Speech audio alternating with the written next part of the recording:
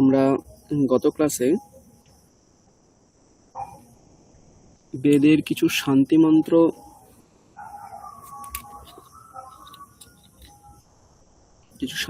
পড়েছিলাম এবং সেগুলোকে আপাততভাবে একটু জেনে নিয়েছিলাম যে কিভাবে এই বেদপাঠটা করা উচিত। এবং সেক্ষেত্রে কিছু সমস্যা দেখা দিয়েছিল যে আপনারা অনেকে সংস্কৃত যে অক্ষরগুলো তার সঙ্গে অনেকে পরিচিত নন। তো আজকে আমরা প্রথমে যতটা সময় পাবো আমরা সংস্কৃত অক্ষরের সঙ্গে একটু পরিচিত হয়ে নেব। তারপরে সময় পেলে গত ক্লাসের যে উচ্চারণগুলো সেগুলো আপনাদের কাছ থেকে শুনবো। তারপরে সময় থাকলে নতুন কিছু পড়বো। তো প্রথমে আমরা আজকে অক্ষরগুলোর সঙ্গে একটু পরিচিত হব। যারা যারা অল্প অল্প জানেন সংস্কৃত অক্ষর বা ভালো করেই জানেন, তো তারা আরেকবার দেখুন। আর যারা একদমই পরিচিত নন তারা একটু ভালো করে দেখুন। এবং সবচেয়ে ভালো হবে যদি কোনো খাতা কলম থাকে, একটু লিখে একটু প্র্যাকটিস করুন, তাহলে কিরকম ভাবে করতে হবে বুঝতে পারবেন। তো আজকে আমরা অক্ষরগুলোর সঙ্গে একটু পরিচিত হব।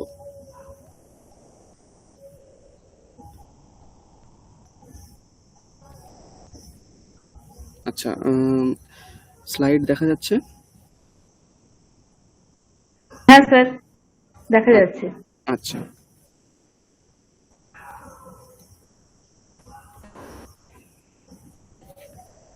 তো আমরা প্রথমে সংস্কৃত যে অক্ষরগুলো, দেবনাগরী হরফে যে অক্ষরগুলো রয়েছে সেগুলোকে দেখব।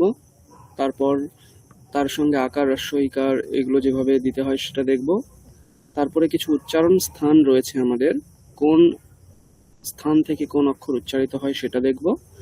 তারপর আমরা কিভাবে সংখ্যাগুলোকে লিখতে হয়, নিউমেরিক যে সমস্ত সংখ্যাগুলো রয়েছে আমাদের সেগুলো দেখব। এবং শেষে কিছু সংযুক্ত বর্ণ কিভাবে লিখতে হয় সেটা একটু হালকা করে আমরা চর্চা করব। তো প্রথমে আসি আমরা অক্ষরের দিকে। আপনারা মনে রাখবেন, অক্ষরগুলো হচ্ছে 5টা বর্গের 5 রকম ভাবে রয়েছে। এটাকে আমরা ক বর্গ বলি, যেটা ককার থেকে শুরু হয়। তারপরে চ বর্গ, তারপরে ট বর্গ, তারপরে ত বর্গ, তারপরে প বর্গ। এই হচ্ছে 4টে বর্গীয় বর্ণ।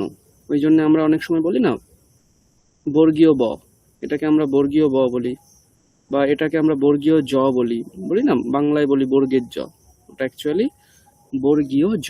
বর্গীয় জ মানে কি, চ বর্গের মধ্যে রয়েছে যে জ সেটাই হচ্ছে বর্গীয় জ। ঠিক আছে? এরপরে 4টে অন্তঃস্থ বর্ণ। ঠিক আছে, এই য় র ল ব এই 4টাকে বলা হয় অন্তঃস্থ বর্ণ। ঠিক আছে, ওই জন্য আমরা এই যকারটাকে কি বলি, অন্তঃস্থ য়, আর এই যকারটাকে বলি বর্গীয় জ, তাই না? আর আবার হচ্ছে এখানে যে বকারটা রয়েছে এটাকে আমরা সংস্কৃতে বলবো অন্তঃস্থ ব, আর এটাকে বলবো আমরা কি, বর্গীয় ব। এগুলো মনে রাখতে হবে। আর 4টে বর্ণ স স স হ, 3টে সকার এবং হকার, এই 4টাকে বলা হবে উষ্ম বর্ণ। আর এই যে কটা রয়েছে এগুলোকে বলবো আমরা স্বর বর্ণ। ঠিক আছে, এগুলোকে কি বলবো আমরা, স্বর বর্ণ। তাহলে আমরা কি কি পেলাম দেখুন ভালো করে।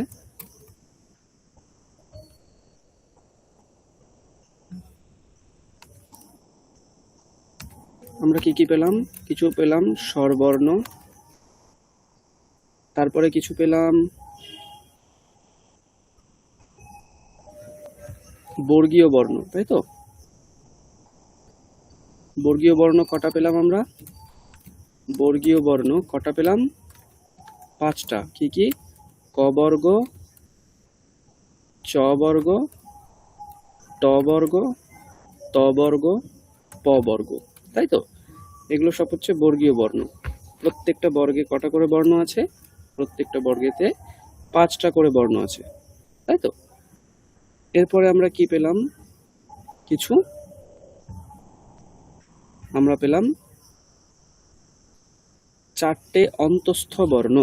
কি পেলাম, 4টে অন্তঃস্থ বর্ণ, য় র ল ব, এগুলোকে আমরা নাম দেব অন্তঃস্থ বর্ণ।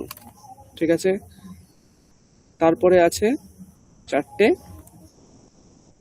উষ্ম বর্ণ, মনে রাখবেন এগুলো কি আছে, উষ্ম বর্ণ। তাহলে আমরা এরকম ভাবে 4 রকম বর্ণ পেলাম। ঠিক আছে, এটা সবার মনে থাকবে। স্বরবর্ণ, বর্গীয় বর্ণ, অন্তঃস্থ বর্ণ, উষ্ম বর্ণ, এরকম করে 4 প্রকার বর্ণ হয় সংস্কৃতে। এবার এদের মধ্যেও কিছু পার্থক্য, কিছু বিশেষ সাদৃশ্য রয়েছে, বৈসাদৃশ্য রয়েছে, সেই বিষয়গুলো আমরা একটু পরে দেখব। আগে আমরা সেগুলোকে কিভাবে লিখতে হয় সেটা দেখে নেব।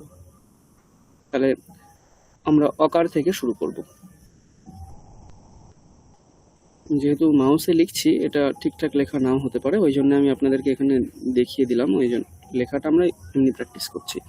তো অকার আর আকার লিখতে গেলে কিছু না, আমরা ইংলিশে যে 3 লিখি না, 3, ওই 3টা আগে লিখতে হবে। 3 লিখে এখান থেকে একটা সোজা দাগ টেনে সোজা উপর থেকে যোগ করে দিতে হবে, এই হয়ে যাবে অকার। আর এর সঙ্গে আর একটা দাগ টেনে দিলে হয়ে যাবে কি, আকার। আর এর মাত্রা কিন্তু এখান থেকে এইটুকু হবে, এই পুরোটুকু মাত্রা হবে না। ঠিক আছে, এই হয়ে গেল অকার এবং আকার। ক্লিয়ার? যদি কোনো সমস্যা থাকে আপনারা আনমিউট করে সেই সময়ই বলবেন। ঠিক আছে, এরপরে আমরা দেখব ই এবং দীর্ঘ ই। একটা হ্রস্ব ই, একটা দীর্ঘ ই। হ্রস্ব ই লিখতে গেলে আমরা কি করব, প্রথমে নিচের দিকে ছোট্ট একটা দাগ টেনে এরকম ভাবে একটা এস এর মতন লিখব, লিখে নিচের দিকে টেনে দেব, আর এটাকে পূর্ণ মাত্রা দেব, এটা হয়ে যাবে হ্রস্ব ই। আর দীর্ঘ ই করতে গেলে কি করতে হবে, এটার সঙ্গে একটা এক্সট্রা এরকম উপর দিকে মাত্রা লাগাতে হবে, তাই হয়ে গেল দীর্ঘ ই। ক্লিয়ার? এরপরে আমরা যাব হ্রস্ব উ এবং দীর্ঘ উ। হ্রস্ব উ লিখতে গেলে আমাকে কি করতে হবে, ওই যে একটু আগে বললাম অকার লিখতে গেলে 3, সেই হ্রস্ব এবং দীর্ঘ উর ক্ষেত্রে একই নিয়ম, এই রকম 3 লিখতে হবে এবং সেটাকে পূর্ণ মাত্রা দিতে হবে, এই হয়ে যাবে হ্রস্ব উ। আর দীর্ঘ উ করতে গেলে এখান থেকে আপনাকে নিচের দিকে এরকম নামাতে হবে, এই হয়ে যাবে দীর্ঘ উ। ঠিক আছে, সবাই প্র্যাকটিস করছেন?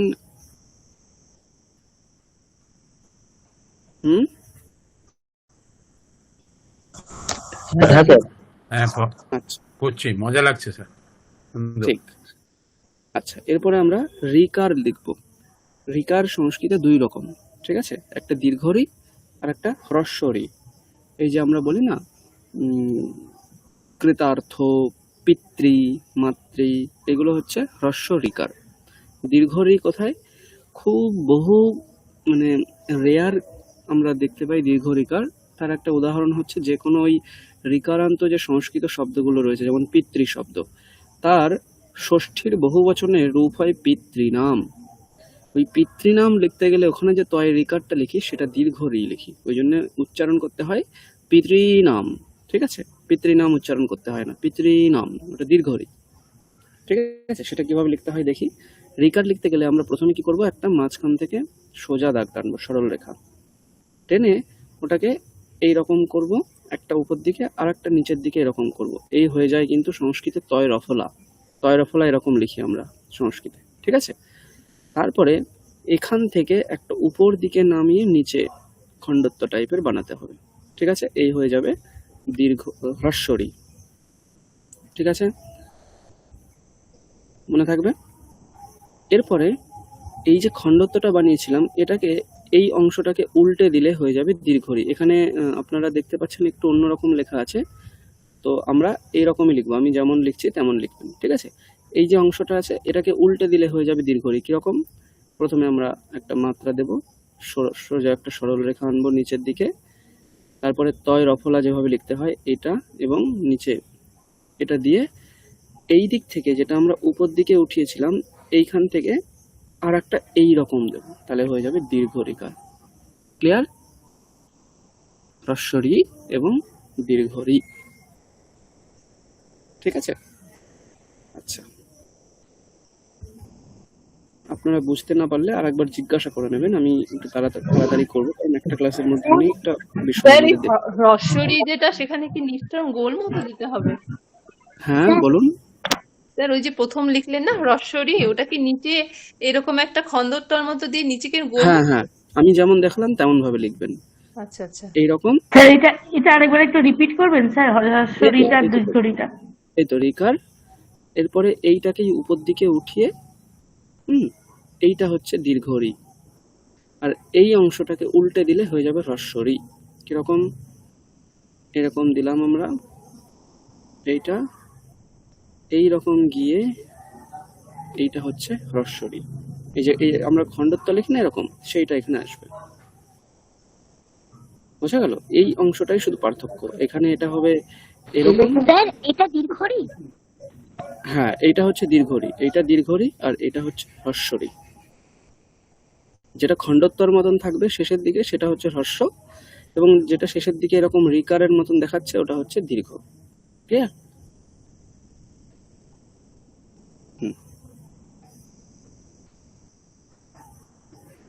আচ্ছা, এরপরে আমরা যাব রিকার।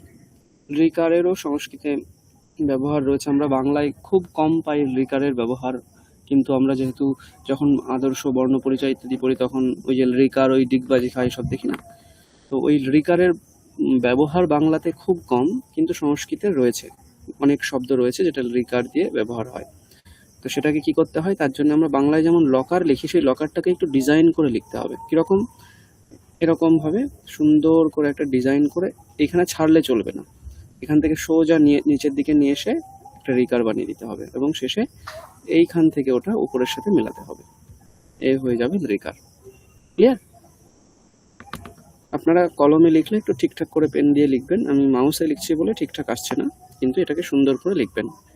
এই যে রিকার লিখলাম, এর নিচে যদি আরেকটা রিকার দিয়ে দিই সেটা হয়ে যাবে দীর্ঘ রিকার। কেমন ভাবে? একটানে লিখবো, সোজা এরকম গিয়ে এইটা, এটা হচ্ছে দীর্ঘ রি। ঠিক আছে? এরকম হলো, প্রথমে একটা লিকার লিখবো, শেষে এরকম এসে এটা হ্রস্ব রি, আর এইটাকে যখন আমরা আরেকটা দেবো সেটা হয়ে যাবে দীর্ঘ রি, আর এটার সঙ্গে উপরে সংযুক্ত করবো। ঠিক আছে? স্যার এটা দয়া করে একটা এক্সাম্পল দিন না এই দুটো ব্যবহার। হ্যাঁ, ক্লিপ্ত একটা শব্দ আছে, ক্লিপ্ত। কয় রিকার পয় তয়, ক্লিপ্ত মানে সমস্ত। হ্যাঁ, এরকম লেখা হয়, এরকম লেখা হয় ক্লিপ্ত, এটার মানে হচ্ছে সমস্ত। এখানে রিকারের ব্যবহার আছে। ঠিক আছে? একটা আছে আর একটা কি ছিল, এটারও ব্যবহার আমাদের দেবনাগরীতে খুব কম আছে। ব্যাকরণের ক্ষেত্রে আপনারা দেখতে পাবেন কিছু কিছু শব্দ পাওয়া যায়, কিন্তু খুব কম এটাও। যেমন ভাবে বাংলায় আমরা কম দেখি, দেবনাগরীতেও বলা যায়, খুব বেশি বলা যায় না, কমই আছে। খুব কম শব্দই পাই আমরা রিকার দিয়ে।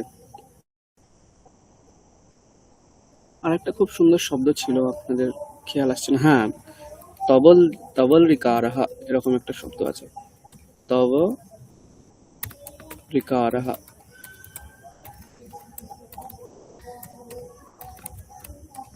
তবল রিকারহা, এটাকে আমরা যখন ভেঙে বলি তখন এরকম একটা রূপ হয়ে যায়, তবল কারহা।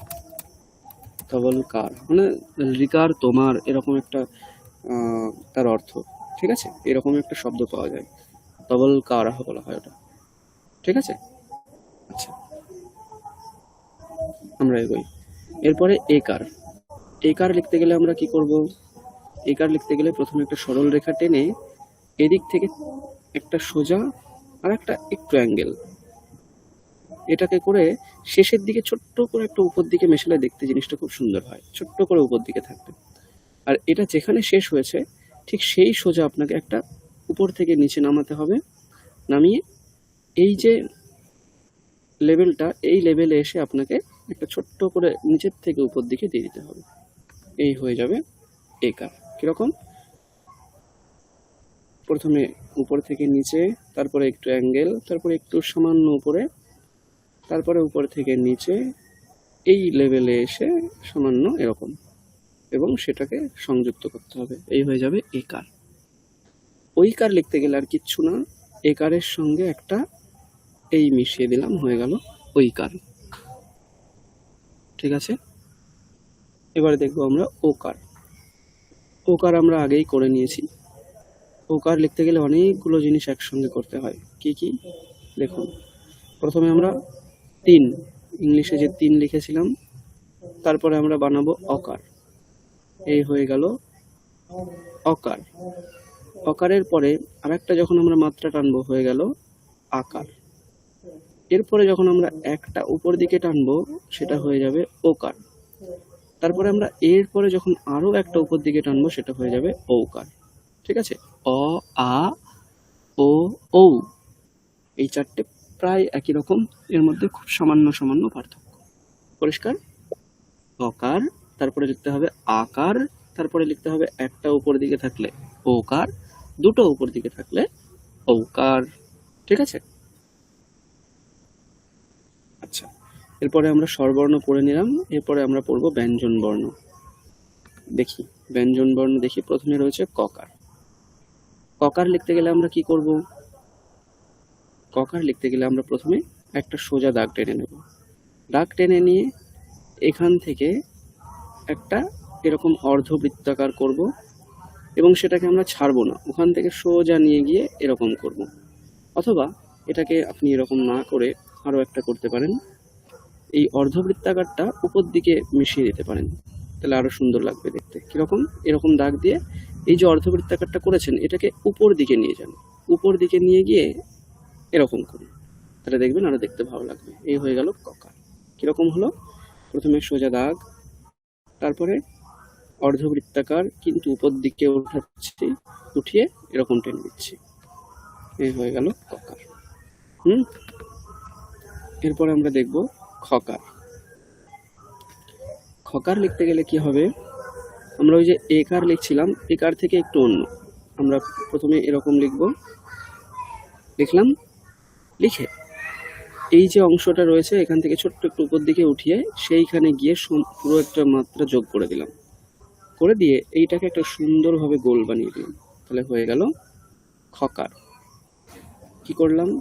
প্রথমে এটা, তারপরে যেখানে গিয়ে শেষ হচ্ছে সেই জায়গাতে গিয়ে যুক্ত করে দিয়ে এই হয়ে গেল খকার। ঠিক আছে? এরপরে গ। গকার কি করব? আমরা সোজা দাগ একটা নিয়ে উপর দিকে দেব, আর একটা উপর থেকে পুরো নিচে পর্যন্ত টানবো, টেনে দাগ দিয়ে দেবো, হয়ে যাবে গকার। কেউ রেসেন্ট করেছেন বলুন? স্যার এর আগেরটা যেটা দেখালেন ওটার নাম কি? খ, ক, খ, খকার। আচ্ছা, ঠিক আছে। আর এটা হচ্ছে গকার। হ্যাঁ বলুন, একটু জোরে বলুন, আপনার কথাটা আমি শুনতে পাচ্ছি না। হ্যালো, আচ্ছা গকার। এরপরে আমরা দেখব ঘকার। ঘকার লিখতে গেলে এই যে আমরা 3 লিখছিলাম, 3টাকে আমরা উল্টে দেব। ইংলিশে যে 3টা হয় সেটাকে আমরা উল্টে দিলাম, দিয়ে আমরা ছাড়বো না, একদম সোজা উপর দিকে নিয়ে এই অর্ধেকটা নিয়ে গেলাম, মানে এইখানে এই যে এই লেভেলে নিয়ে গিয়ে উপর থেকে নিচে পর্যন্ত সংযুক্ত করে দেবো। এটা মিলে থাকবে একসঙ্গে। ঠিক আছে? এরকম হবে। এক টানে লিখতে গেলে কেমন লাগবে দেখতে? এই যে এটা হচ্ছে ঘকার, এক টানে লিখলে এইটা হচ্ছে ঘকার।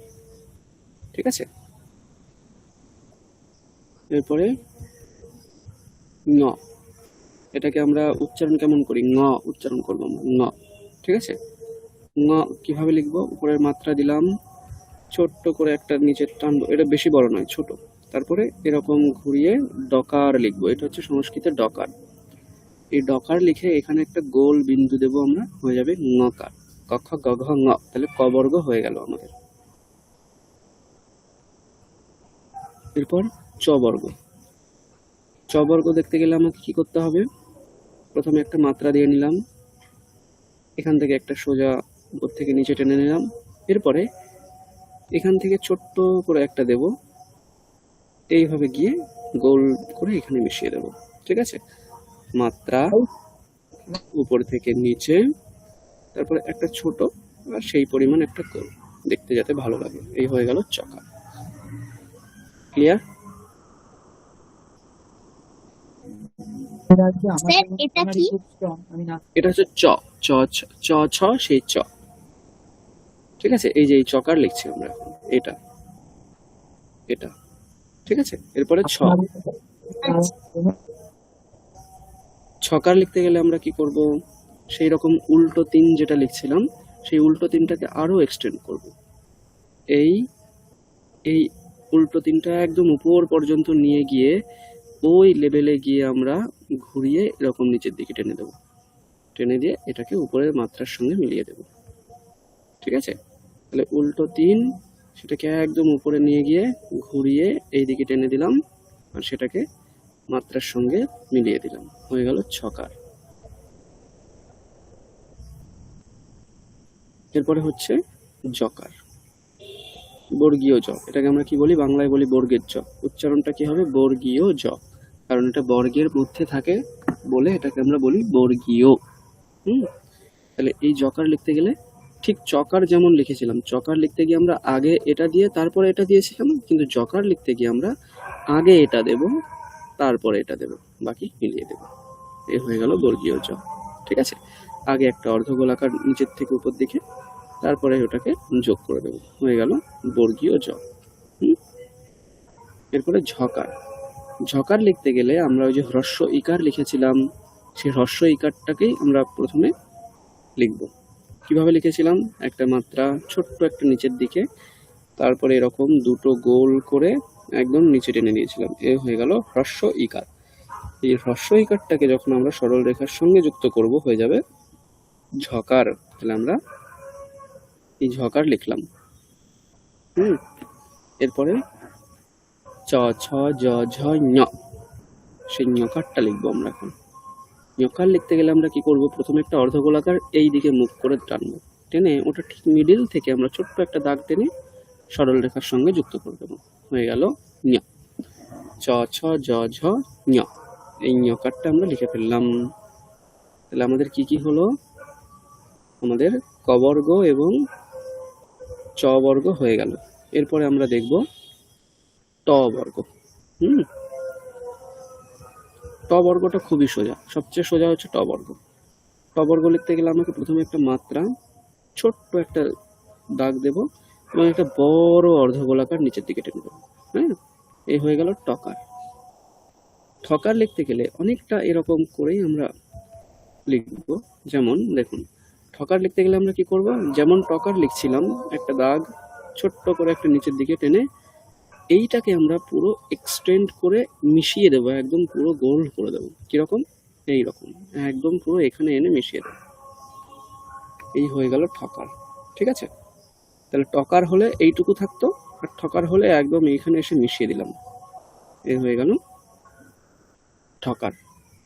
এরপরে ড, আমি একটু আগেই বলেছিলাম ক খ গ ঘ ঙ, ওই যে ঙটা লিখছিলাম ওই সময় আগে ডকার লিখে তারপরে বিন্দু দিয়ে নকার করছিলাম, তাহলে ডকার সেভাবে লিখবো আমরা। এই হলো, এবার এটাকে আমরা এরকম টেনে দেবো, হয়ে যাবে সিম্পল ডকার। ঠিক আছে, ঢকার। ঢকারটাও খুব সোজা, আমরা টকার যেমন লিখলাম ঠকার যেমন লিখলাম ঠিক সেই নিয়মে এগোবো। প্রথমে সোজা দাগ ছোট্ট একটা নিচের দিকে দেব, দিয়ে এইখানে আমরা টকার লিখছিলাম, এটাকে যখন আমরা মিলিয়ে দিচ্ছিলাম হয়ে যাচ্ছিল ঠকার, কিন্তু ঢকার লিখতে গেলে উপরে মেলাবো না, আমরা এখানেই মিলিয়ে দেব, এই হয়ে গেল ঢকার। ঠিক আছে, দেখুন টকার কি করা হয়েছে, একদম নিচের দিকে রাখা হয়েছে, ঢকারটাকে পুরো গোলটা উপরের সাথে মেশানো হয়েছে, আর ঢকারটার গোলটা এখানেই মিলিয়ে দেওয়া হয়েছে। ঠিক আছে, এটাই হচ্ছে তিনটের মধ্যে পার্থক্য। এবার লিখবো আমরা মূর্ধন্য নকার। মূর্ধন্য নকার লিখতে গেলে আমরা কি করব, প্রথমে একটা ইউ লিখব, ক্যাপিটাল লেটার ইউ। ঠিক আছে, এবার একটু এই যে যতটা গ্যাপ রেখেছি এতটা গ্যাপ রেখে আর একটা নিচের দিকে সোজা অনেকটা টেনে দেব, এই হয়ে গেল মূর্ধন্য নকার। দেখুন এটা হচ্ছে মূর্ধন্য নকার। ঠিক আছে, ট ঠ ড ঢ মূর্ধন্য ন। আমরা বাংলায় কি বলি, মধ্যাহ্ন বলি, মধ্যাহ্ন বলবেন না, মধ্যাহ্ন একটা মানে ওই পরিবর্তিত, মানে আমরা উচ্চারণ করতে পারি না বলে এরকম ভাবে বলি, কিন্তু অ্যাকচুয়াল উচ্চারণ কি করা উচিত, মূর্ধন্য নকার, কারণ এটা মূর্ধা থেকে উচ্চারিত হয়। ঠিক আছে, আমরা একটু পরে দেখব কোন বর্ণ কোথা থেকে উচ্চারিত হয়। ঠিক ঠিক আছে, এই হয়ে গেল মূর্ধন্য নকার। তাহলে আমরা কি করলাম এবার, ট বর্গ আমাদের হয়ে গেল করা। এরপরে আমরা দেখব ত বর্গ। ত বর্গের প্রথমে আছে তকার।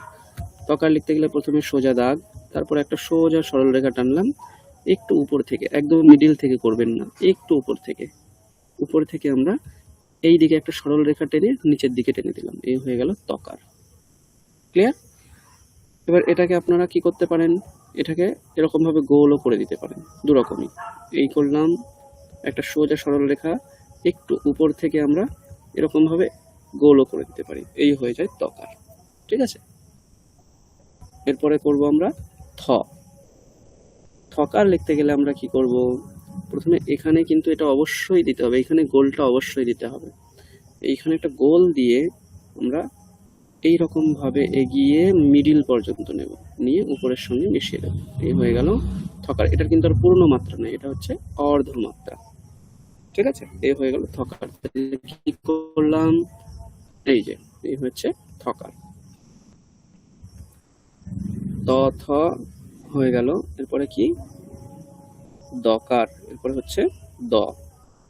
দকার লিখতে গেলে আমরা কি করব, একটু আগে আমরা ট ঠ ড লিখেছিলাম, ট লিখেছিলাম, ঠ ড ঢ, এই ঢ অব্দি আমরা লিখবো। তাহলে ঢ লিখতে গেলে আমাদের কি করা উচিত, প্রথমে নিচের দিকে একটুখানি রেখে সোজা অর্ধগোলাকার বানিয়ে এখানেই মিশিয়ে দিচ্ছিলাম আমরা ঢ, এই অবধি হচ্ছে ঢকার। এখানে আমরা না মিশিয়ে একদম এটাকে সোজা নিচের দিকে যখন এরকম টেনে দেবো, হয়ে যাবে দকার। ক্লিয়ার? দকার হয়ে গেল। তাহলে কি করলাম, প্রথমে নিচের দিকে টেনে একদম ঢকার লিখলাম, ঢকার লিখে নিচের দিকে আরো একটু খণ্ডত্ব টাইপের বানিয়ে দিলাম, হয়ে গেল দ। এরপরে লিখবো আমরা ধ। ধ আমরা আগেই একটা লিখেছিলাম ঘকার, এই যে ঘ লিখেছিলাম। ঘ আর ধয়ের মধ্যে পার্থক্য এটুকুই, ঘ লিখতে গেলে আমাদের কি করতে হলো, এইরকম করেছিলাম, তাই তো। এইখানে যখন আমরা একটা গোল বানিয়ে দেব আর মাত্রাটা অর্ধেক বানিয়ে দেব, তাহলে হয়ে যাবে ধকার। ঘকার লিখতে গেলে কি হয়ে যায়, এরকম এইখানে গোল হবে না এবং পূর্ণ মাত্রা হবে, এই হচ্ছে ঘকার। আর ধকার কি, এখানে একটা গোল বানাতে হবে, বানিয়ে এরকম টানতে হবে, তাহলে হয়ে যাবে ধকার, আর অর্ধমাত্রা দিতে হবে। তাহলে আমরা ধকার করে ফেললাম। এরপরে আমরা করব দন্ত নকার। এটাকে আমরা বাংলায় একটা শব্দ ব্যবহার করি দন্তের ন, অ্যাকচুয়ালি উচ্চারণ কি হওয়া উচিত, দন্তীয় নকার। কেন, কারণ এটা দন্ত থেকে উচ্চারিত বলে এটা বলা হয় দন্ত নকার। ঠিক আছে, তাহলে কিভাবে লিখবো আমরা, অবশ্যই একটা এরকম গোল বানাবো, এখানে বানিয়ে সেটাকে সোজা এক্সটেন্ড করব, করে সরল রেখার সঙ্গে মিলিয়ে দেব, হয়ে গেল দন্ত নকার। ঠিক আছে, তাহলে আমরা এতক্ষণ ধরে কি করলাম, ত বর্গ আমরা শেষ করলাম, ত বর্গ হয়ে গেল, তাই তো। এরপরে আমরা দেখব প বর্গ কিভাবে লিখতে হয়। দেখুন, প বর্গ লিখতে গেলে আমরা কি করব, প্রথমে উপর থেকে একটা সোজা এনে এই পর্যন্ত নেব, এরকম নিয়ে এইটাকে আমরা উপর থেকে সোজা মিলিয়ে দেব, হয়ে গেল পকার।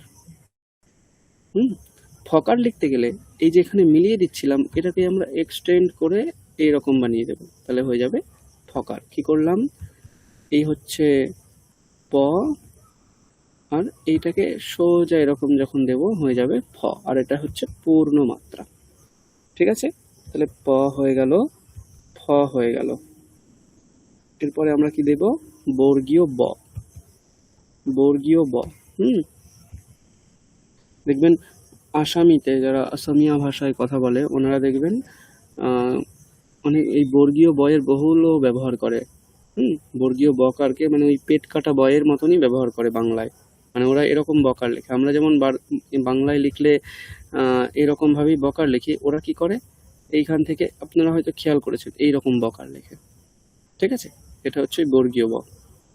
তো এই বর্গীয় বটা বাংলায় আমরা এমনি অন্তস্থ বয়ের মতনই লিখি, কিন্তু দেবনাগরীতে লিখতে গেলে আমরা সেরকম পেট কেটে দেব। তাহলে প্রথমে আমরা অন্তস্থ ব লিখবো, এইটা হচ্ছে অন্তস্থ ব, একটা সরল রেখা, তারপরে গোল এই দিকে।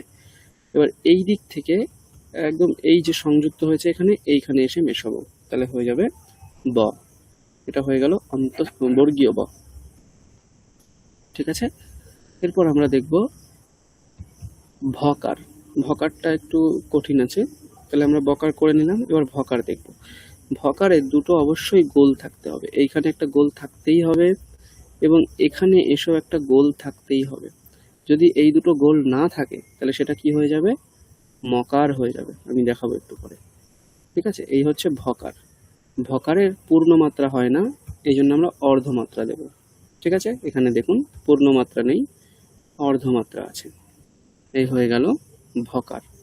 তাহলে এই গোলটাকে আমরা যদি, সরি এটা নয়, উপরেরটা, এই গোলটাকে আমরা যদি না দিই এবং পূর্ণ মাত্রা করে দিই, তাহলে আমরা উপরের গোলটা দিলাম না, এখানে একটা সুন্দর করে ত্রিভুজ এঁকে দিলাম আর উপরের সঙ্গে সংযোগ করে দিলাম। আর এখানে যেমন আমরা অর্ধমাত্রা দিচ্ছিলাম, এই অর্ধমাত্রাটাকে এখানে আমরা পূর্ণ মাত্রা করে দিলাম, তাহলে হয়ে গেল মকার। দেখুন, ভকারে অর্ধমাত্রা আর মকারে কি আছে?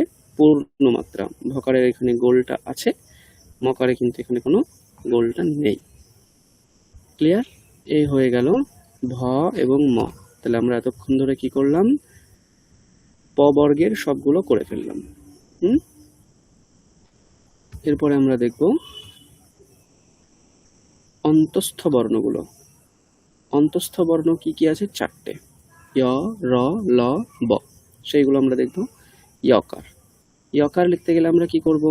প্রথমে একটা এরকম অর্ধগোলাকার এত দূর আনলাম, সেখান থেকে ছাড়বো না, আমরা সোজা এই অবধি নিয়ে যাব, নিয়ে গিয়ে উপর থেকে মেলাবো।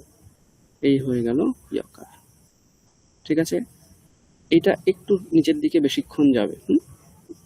এই যে এরকম, এটা একটু নিচের দিকে বেশি বেশি যাবে, এতটাখানি বেশি যাবে, অল্প গেলে ভালো লাগবে না দেখতে। এই হয়ে যায় ইয়কার, এটা পূর্ণ মাত্রা। আচ্ছা, ইয়কার হয়ে গেল। এরপরে আমরা রকার লিখবো। রকার আমরা আগেই লিখেছিলাম, কোথায় বলুন তো? খকার লেখার সময়। খকার লেখার সময় আমরা কি করেছিলাম? সোজা নিয়ে গিয়ে একটু উপর দিকে উঠিয়ে ওটাকে আবার নিচে এক্সটেন্ড করেছি। এই হচ্ছে র, এটাই র।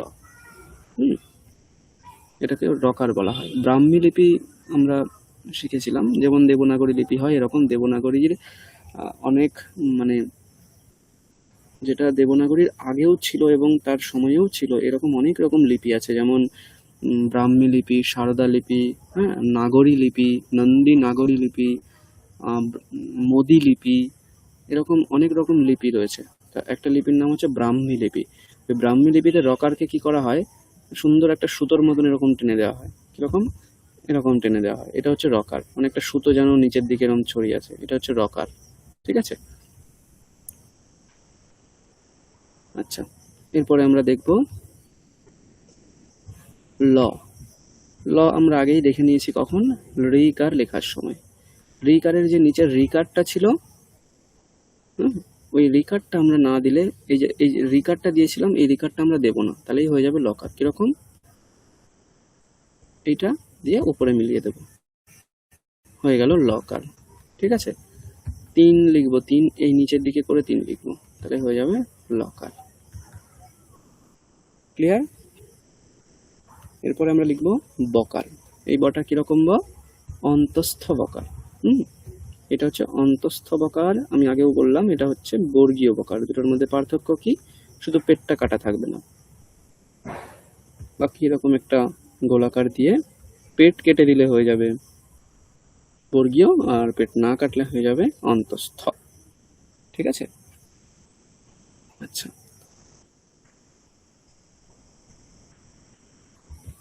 অন্তস্থ ব হয়ে গেল। তাহলে আমরা এতক্ষণ ধরে অন্তস্থ বর্ণগুলোকে করে নিলাম। এরপর আমরা করব উষ্ম বর্ণ। উষ্ম বর্ণ লিখতে গেলে প্রথমেই আসে সকার।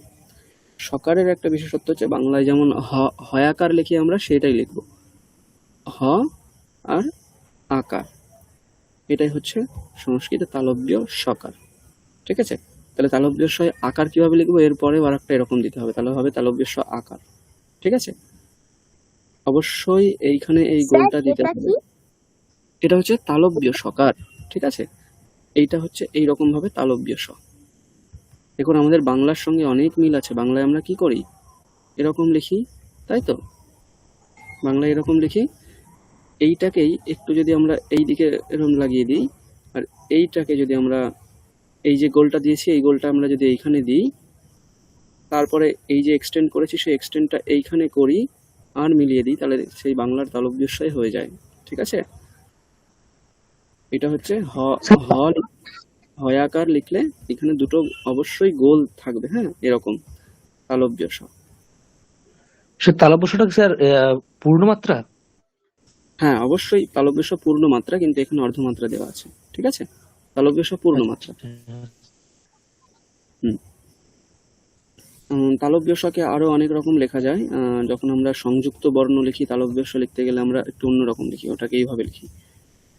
এই যে এইটা রকার লিখলে তালব্যস্বয় রফলা, এইটা হচ্ছে তালব্যস্বয় রফলা। ঠিক আছে, ওটা আমাদের এখন দেখতে হবে না, আমরা এখন যেটা দেখছি সেটাই দেখব। এরপরে আছে মূর্ধন্য স। মূর্ধন্য স আমরা আগেও লিখে নিয়েছি, কোথায়? এই পকার লেখার সময়। পকার লিখতে গিয়ে কি করব আমরা, এই আর এটাকে আমরা নিচের দিকে মিলিয়ে দেব। এইবার পয়ের পেটটা কেটে দেবো, হয়ে যাবে মূর্ধন্য সকার, আর উপরে পুরো মিলিয়ে দিলাম। ঠিক আছে, তাহলে নিচে ওইটাকে আমরা একটা সরল রেখায় মেলালাম এবং পেট কেটে দিলাম, হয়ে গেল মূর্ধন্য সকার। ঠিক আছে, এরপরে দেখবো আমরা দন্ত সকার। দন্ত সকারও আমরা লিখে নিয়েছি। কখন লিখেছি? খকার লেখার সময়। খকার লিখতে গিয়ে আমরা কি করেছি, প্রথমে একটা র লিখেছি। র লিখে এইখান থেকে আমরা এটাকে একটা সরল রেখার মাধ্যমে সংযুক্ত করে দিয়েছিলাম। এবার কিন্তু আমরা ওই সংযুক্তটা করব না, আমরা এবার একটু এগিয়ে গিয়ে ওইটাকে নিচে পর্যন্ত টানবো। দেখুন ভালো করে, এখানে যদি আমরা মিলিয়ে দিতাম তাহলে কিন্তু এই খকারের দিকে চলে আসতো। আমরা মেলাবো না, না মিলিয়ে একটু দূরে রাখবো এবং এইটাকে আমরা যুক্ত করে দেব, এইভাবে যুক্ত করব, তাহলে হয়ে যাবে দন্তস্ব। ঠিক আছে, এই হচ্ছে দন্তস্ব।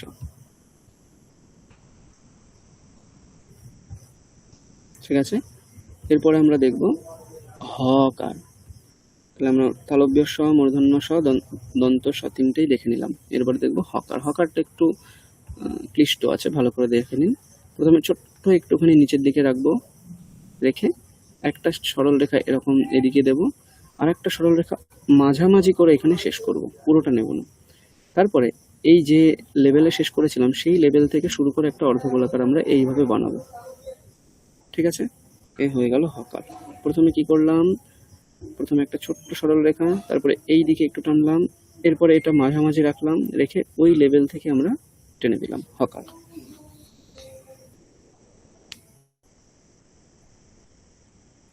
ঠিক আছে, তাহলে আমরা উষ্ণ বর্ণগুলো সবগুলো দেখে নিলাম।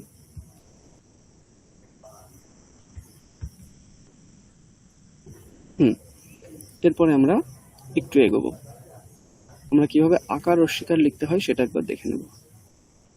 আকার রস্যিকার আমরা বাংলায় যেমন লিখি তার সঙ্গে অনেক মিল রয়েছে, অল্প অল্প পার্থক্য। আমরা দেখে নিই একবার। আমরা শুধু কয়ের আকার রস্যিকারটাই দেখব, বাকিগুলো আপনারা এইরকম ভাবে লিখতে হবে, বুঝে যাবেন ওটা। ঠিক আছে, আচ্ছা দেখি। ককার, সিম্পল ককার লিখলাম, একটু উপর দিকে টেনে এরকম লিখে দিলাম, এই হয়ে গেল ককার। আকার লিখতে গেলে আমরা বাংলায় যেমন কয়াকার লিখি, আমরা সংস্কৃতেও দেবনাগরীতেও সেই কয়াকারটাই লিখব, কিন্তু পার্থক্য কি? আমরা বাংলায় লিখতে গেলে কি করতাম, এইখান থেকে এই রকম একটা নিচের দিকে নামিয়ে এরকম যুক্ত করতাম, তাই তো? এই যে নামানো, এই নামানোটা হবে না, এখানে সেই পূর্ণ মাত্রার সঙ্গে সোজা সুজি গিয়ে একদম মাত্রা থেকেই নামবে, এখান থেকেই সোজাভাবে নামবে, এটাই হচ্ছে কয়াকার। ক্লিয়ার? কয় হ্রস্বইকার লিখতে গেলে আমরা কি করব? হ্রস্বইকার লিখতে গেলে আর কিছুই নয়, বাংলায় যেমন লিখছিলাম ঠিক তেমনই লিখব, কিন্তু পার্থক্য একটুখানি আছে। পার্থক্য কি? আমরা এখান থেকে বাংলায় লিখতে গেলে কি করতাম, এই রকম ভাবে একটা দিতাম, তাই তো? বা এটার কোনো লিমিট ছিল না, এটা আমরা যত দূর পর্যন্ত এরকম টেনে দিতাম, এরকম অনেক কিছু করতে পারতাম। কিন্তু এখানে দেবনাগরীতে একটা লিমিটেশন রয়েছে, কি? আপনাকে এই পর্যন্তই নিতে হবে, এর বেশি নেওয়া চলবে না। কোন পর্যন্ত? এই যে মাত্রা রয়েছে এই পর্যন্ত, এর বেশি আপনাকে নেওয়া চলবে না। এই হচ্ছে কয় হ্রস্বইকার। ঠিক আছে, সেম কয় দীর্ঘইকার আমরা বাংলায় যেমন লিখি অনেকটা সেই রকমই লিখব, কিন্তু একটু পার্থক্য। আমরা যেমন বাংলায় লিখতে গেলে প্রথমে কয় আকার লিখব, হ্যাঁ, কয় আকার লিখে দীর্ঘইকার লিখতে গেলে আমরা কি করতাম, বাংলায় লিখলে এইটাকে দিতাম এবং এটার কোনো লিমিটেশন থাকতো না, এটা সেই কোথায় গিয়ে শেষ করতাম তার কিছু মানে ওরকম কোনো লিমিটেশন বাংলাতে নেই। কিন্তু সংস্কৃতে লিমিটেশন রয়েছে কি পর্যন্ত? এই মাত্রা পর্যন্ত। ঠিক আছে, এই মাত্রা পর্যন্তই আমরা দীর্ঘইকার লিখব। ঠিক আছে, যদি এখানে পুরো মাত্রাটা দেখাচ্ছে না, কিন্তু আপনারা এই মাত্রা পর্যন্তই দেবেন। ঠিক আছে, এই হয়ে গেল কয় দীর্ঘইকার। এরপরে আমরা দেখব হ্রস্ব স্যার বলুন। স্যার হুম স্যার কয় হ্রস্বইকার আর কয় দীর্ঘইকার তো একই রকম হয়ে যাচ্ছে স্যার। কোথায় একই রকম হচ্ছে? আমরা হ্রস্ব ওই যে ইকার স্যার এই দিক থেকে দিচ্ছি, বাংলায় যেমন দিতাম এদিক থেকে হ্রস্ব ইকার এই পর্যন্ত, আর দীর্ঘ ইকার লিখলে এদিক থেকে এই পর্যন্ত। ঠিক আছে, সংস্কৃততেও তাই। একদম একদম তাই। স্যার এই যে পাশে যে লেখা অ তারপর নিচে হ্রস্বই, তার ওখানে কয়ের হ্রস্বইকারটা এইদিকে, তো সেই জন্য আমি বললাম স্যার। না না না, হ্যাঁ এইখানে দেখুন, এইটা হচ্ছে ও এটা হ্রস্ব ইকার। দীর্ঘইকার, এটা দীর্ঘইকার, হ্যাঁ স্যার হ্যাঁ, স্যার। ঠিক আছে, ঠিক আছে এইটা স্যার। হ্রস্ব ইকার, ওইটা এখানে দেখানো হচ্ছে, আর এইটা দীর্ঘ ইকার, ওইটা এখানে দেখানো হচ্ছে। হ্যাঁ বুঝলেন? স্যার হ্যাঁ থ্যাংক ইউ স্যার। হুম। আচ্ছা, এরপর আমরা দেখব হ্রস্ব উকার। হ্রস্ব উকার আমরা বাংলায় কি লিখি? এটা লিখি, কিন্তু এটা সংস্কৃতে হলে দীর্ঘ উকার হয়ে যায়। বাংলায় যেটা হ্রস্ব, সংস্কৃতে সেটা দীর্ঘ। তাহলে সংস্কৃতে হ্রস্ব কি লিখবো? এই যে যেখানে শেষ হচ্ছে এখানে একটা আমরা 3 লিখি না, 3, ওই 3 লিখে দেবো, এখানে একটা 3 লিখে দেবো, এই হয়ে গেল হ্রস্ব উকার। ঠিক আছে, এই যে হ্রস্ব উকার। আর দীর্ঘ উকার কি বললাম? দীর্ঘ উকার লিখতে গেলে আপনাকে বাংলায় যে হ্রস্ব উকার লিখি সেই হ্রস্ব উকারটাই সংস্কৃতে দীর্ঘ উকার। তাহলে আমরা কি করব? এখানে বাংলায় হ্রস্ব উকার লিখে দেবো, এটা হয়ে যাবে সংস্কৃতে দীর্ঘ উকার। ক্লিয়ার? এরপরে আমরা রিকার। রিকার লিখতে গেলে আমরা বাংলায় যেমন লিখি, কিরকম লিখি? বাংলায় এইটা লিখি, কিন্তু সংস্কৃতে এই যে অ্যাঙ্গেলটা, এখানে একটা ছোট্ট অ্যাঙ্গেল সৃষ্টি হয়েছে, ওটা হবে না, ওখানে গোল থাকবে। ঠিক আছে, এখান থেকে এটা গোলাকার থাকবে। এই হয়ে গেল কয়ে রিকার। এরপরে দীর্ঘ রি। দীর্ঘ রি লিখতে গেলে ওই যে অ্যাঙ্গেলটা মানে রিকারটা সংস্কৃতে লিখেছি, ওইটাকে আর একটা রিপিট করব, সেম রিপিট করলাম, তাহলে হয়ে গেল দীর্ঘ রি।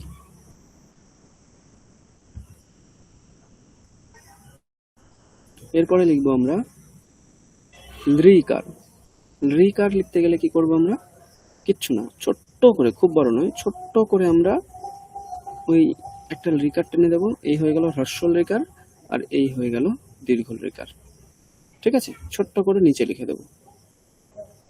আচ্ছা, এরপরে আমরা দেখব একার। এই এ স্যার ওই এর ও, আগেরটা যেটা দেখালেন ওটা আরেকবার দেখাবেন? কোনটা বলো? ঋকার এইটার আগে মানে দীর্ঘ ঋকারের কথা বলছো? হ্যাঁ, আমি রিকার দেখালাম একটু আগে। রিকার কিভাবে লিখতে হবে? এইরকম করে একটা গোলাকার করে দিলে রিকার হয়ে যাবে। আর যখনই আমরা কয় দীর্ঘ রিকার লিখবো, তখন কি করব? এর সঙ্গে আর একটা এরকম দিয়ে দেবো, এই যে এটা হচ্ছে হ্রস্ব রিকার, আর এটা হচ্ছে দীর্ঘ রিকার। ঠিক আছে? লিকারটা বলুন। হ্যাঁ, পরের রিকার কি করব আমরা? রিকার করতে গেলে যেমন ভাবে আমরা স্বরবর্ণে রিকার শিখেছি, এই যে এই রিকারটা শিখেছি, এই রিকারটাই আমি ছোট্ট করে নিচে লিখবো, খুব বড় লিখলে চলবে না, এটাকে ছোট্ট করে নিচে লিখে দিলাম, এই হয়ে গেল কয় রিকার। এইখানে দেখুন রয়েছে কয় রিকার। আর দীর্ঘ রি করতে গেলে এর সঙ্গে আর একটা ছোট্ট করে এক্সট্রা টেনে দেবো, হয়ে গেল দীর্ঘ রিকার। ঠিক আছে, পরিষ্কার? হুম। এরপরে একার শিখবো। একার কি আছে? একার লিখতে গেলে ওই যে আমরা এইখানে শিখছিলাম না, এই যে এ ওই ও ও, তা আমরা সেখানে দেখছিলাম এরকম করে লিখে উপরে একটা এই জিনিসটা দিতে হচ্ছিল, এইটার ওপরেই যত কিছু নির্ভর করছে, এইটুকুর ওপরেই যত কিছু নির্ভর করছে, এ ওই ও ও। যেমন কয় একার একটা, এইখানে মেলাতে হবে, এদিক ওদিক মেলালে চলবে না, একদম ওই সরল রেখার সঙ্গে সবকিছু। তাহলে এখানে মিলিয়ে দিলাম, কয় একার হলো একটা। যখন এটা আমরা দুটো দিয়ে দেব, কয় ওইকার হয়ে গেল। কিরকম, এরকম একটা দিলে একার, এরকম দুটো দিলে ঐকার। ক্লিয়ার? এরপরে ওকার লিখতে গেলে আমরা কি করব, প্রথমে কয় আকার লিখব, কয় আকার লিখে ফেললাম। এরপরে একটা দিলে হবে ওকার, এটা এখানে মেশাতে হবে কিন্তু ওকার লিখতে গেলে, ঠিক আছে, এই মাত্রার সঙ্গে। আর দুটো হয়ে গেলে ঔকার। বোঝা গেল? এ ওই ও ও। এ ওই লিখতে গেলে এই মাত্রাটা থাকবে না, এই মাত্রাটা থাকবে না, এবং এই দুটোকে এখানে মেশাতে হবে, ঠিক আছে? বোঝা যাচ্ছে? এ ও এর ক্ষেত্রে এখানে মেশাতে হবে, একটা মেশালে হবে একার, দুটো মেশালে হবে ঐকার।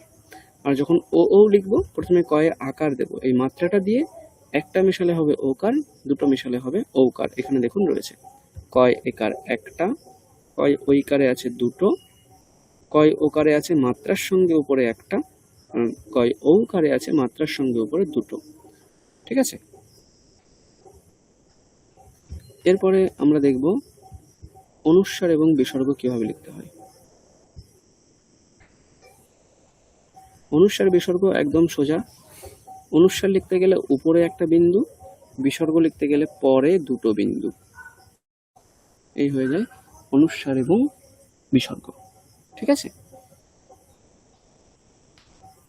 আরেকটা জিনিস রয়েছে যেটা খুব কম প্রচলিত, যেমন আমরা ডাক্তার লিখি না, যেমন যারা পিএইচডি সমাপ্ত করে তাদেরকে আমরা কি বলি, ডাক্তার বলি। তো সেখানে আমরা কি লিখি, এই রকম লিখি, এই রকম লিখি। এটাকে কিন্তু চন্দ্রবিন্দু হয়ে, এখানে একটা বিন্দু দিলে সেটা চন্দ্রবিন্দু হবে, কিন্তু বিন্দুটা দেওয়া হয় না।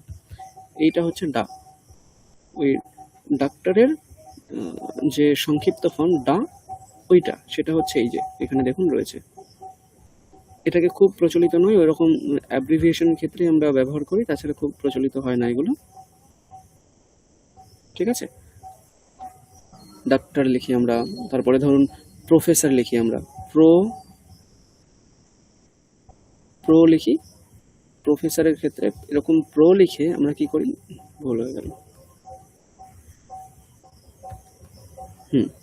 এইরকম যে আমরা এটা দিলাম প্রো লিখে একটা ছোট্ট করে এখানে শূন্য লিখি, এটার মানে হচ্ছে প্রফেসর। এই শূন্যটার কোনো মানে হয় না, ঠিক আছে? শুধুমাত্র এর পরে কিছু লেখা রয়েছে এটা বোঝানোর জন্য প্রো। বোঝা গেল? এরকম কিছু কিছু লেখা রয়েছে যেগুলো আপনাদের না জানলেও চলবে, ওগুলো ওই ব্যবহার করতে করতে ওটা দেখে নিতে পারবেন। স্যার এগুলো আমাদের এখন প্রয়োজন নেই এখন। হ্যাঁ, তাহলে এই হয়ে গেল আমাদের মাত্রা। স্যার হুম, স্যার বলুন। এই যে আকার ছাড়া যে ওপরে শুধু চন্দ্রবিন্দুটা আছে, এটা কয়ের সঙ্গে ওটাকে কি বলবো? না না, ওটাকে কয়ের সঙ্গে কোনো প্রয়োগই নেই ওরকম, বুঝে গেল? ওই রকম কোনো প্রয়োগ হয় না, ওই শুধু ডাক্তারের ক্ষেত্রে প্রয়োগটা হয়, এরকম কিছু কিছু দু একটা জায়গা রয়েছে যেটা প্রয়োগ হয়। বৈদিক ছন্দ, এরকম বৈদিক যে সমস্ত আমরা পড়বো এখন বেদের মধ্যে, বেদের এই প্রয়োগ কোথাও নেই, ওটা লৌকিক ক্ষেত্রে প্রয়োগ রয়েছে। যেমন সেই সময় তো আর কেউ ডক্টর ছিল না, হ্যাঁ, ওই জন্য কাউকে ডাকতেও হতো না সেরকম ভাবে, ওই জন্য ওর প্রয়োগও নেই। কিন্তু বর্তমানে প্রয়োগটা রয়েছে, এটা বিশেষ প্রয়োগ। যেমন এমন হয় না, আমরা যদি চিফ মিনিস্টারের কথা লিখি, সেখানে তার আগে একটা লিখে দিই হিজ এক্সিলেন্সি চিফ মিনিস্টার, তাই না? বা রাষ্ট্রপতির ক্ষেত্রে লিখে দিই হার এক্সিলেন্সি, এরকম। হ্যাঁ, ওই যে হার এক্সিলেন্সি, এখানে এটার কি মানে, ওই মাননীয়, এসব মানে মহামান্য, এরকম শব্দগুলোর জায়গায় আমরা ওই রকম লিখে দিই। সেই রকম ভাবে ওই ডক্টরের জায়গায় আমরা পূর্ণ ডক্টর শব্দটা লিখি না, কি লিখি, ডা, ডা রাজেশ অধিকারী। ওই ডা এর পরে ওই যে জিনিসটা দেওয়া হচ্ছে, ওইটা শুধুমাত্র ওই লৌকিক ক্ষেত্রেই ব্যবহার হয়, বেদে কোথাও ওটার ব্যবহার আমরা পাবো না। এরকম ভাবে এটাকে চন্দ্রবিন্দু নয়, কিন্তু চন্দ্রবিন্দু হলে এখানে একটা বিন্দু দিতে হতো, সেটা থাকবে না, ঠিক আছে? এই নিচে আকারটা ছাড়া না না, আকারটাও দিতে হবে। এই যে ড, তারপরে আকার, তারপরে উপরে এই রকম, এরপরে পূর্ণমাত্রা। এইটা হচ্ছে ডাক্তার এই উপাধির ক্ষেত্রে ব্যবহার করা হয়। তুমি দেখবে অনেক যারা হচ্ছে এরকম পিএইচডি সমাপ্ত করে তাদের ক্ষেত্রে এরকম লিখে দেয়, ডাক্তার অমুক, এরকম লিখে দেয়, ঠিক আছে? ওইখানে এই ব্যবহারটা হয়, সব জায়গায় এর ব্যবহার নেই। আচ্ছা ঠিক আছে। স্যার হ্যাঁ, স্যার আর যারা এমনি ডক্টর মানে বা ফিজিশিয়ান তারা ওরকম লিখতে পারে না? তাদের ক্ষেত্রেও ব্যবহার করতে পারি আমরা। ওই সম্পূর্ণ ডক্টর যেটা আছে ওর জায়গায় আমরা এটা লিখতে পারি। দেখবেন আপনার ওই ফিজিশিয়ান ইত্যাদি মানে যারা ডক্টর হয় তাদের ক্ষেত্রেও এই লেখাটা থাকে। ঠিক আছে? এটাকে ইংলিশে আমরা কি লিখি? ইংলিশে লিখি DR, তাই না? ইংলিশে লিখি DR। হ্যাঁ, আর সংস্কৃতে লিখতে গেলে ওইটা লিখতে হয়, এইরকম ভাবে DR লিখি। ঠিক আছে? আচ্ছা, এরপরে আমরা একটু এগোবো। আমরা উচ্চারণ স্থানটা একটু জেনে নেব। ভালো করে আগে এই জিনিসটা জানি, তাহলে দেখবেন খুব সুবিধা হবে। এখানে দেখুন কিছু হ্রস্ব বর্ণ আছে। কি কি? অ, ই, উ, হ্রস্ব রি, হ্রস্ব রি। এই যে পাঁচটা দেখলাম আমরা, এই পাঁচটাকে বলবো আমরা হ্রস্ব বর্ণ। কি বলবো? হ্রস্ব বর্ণ।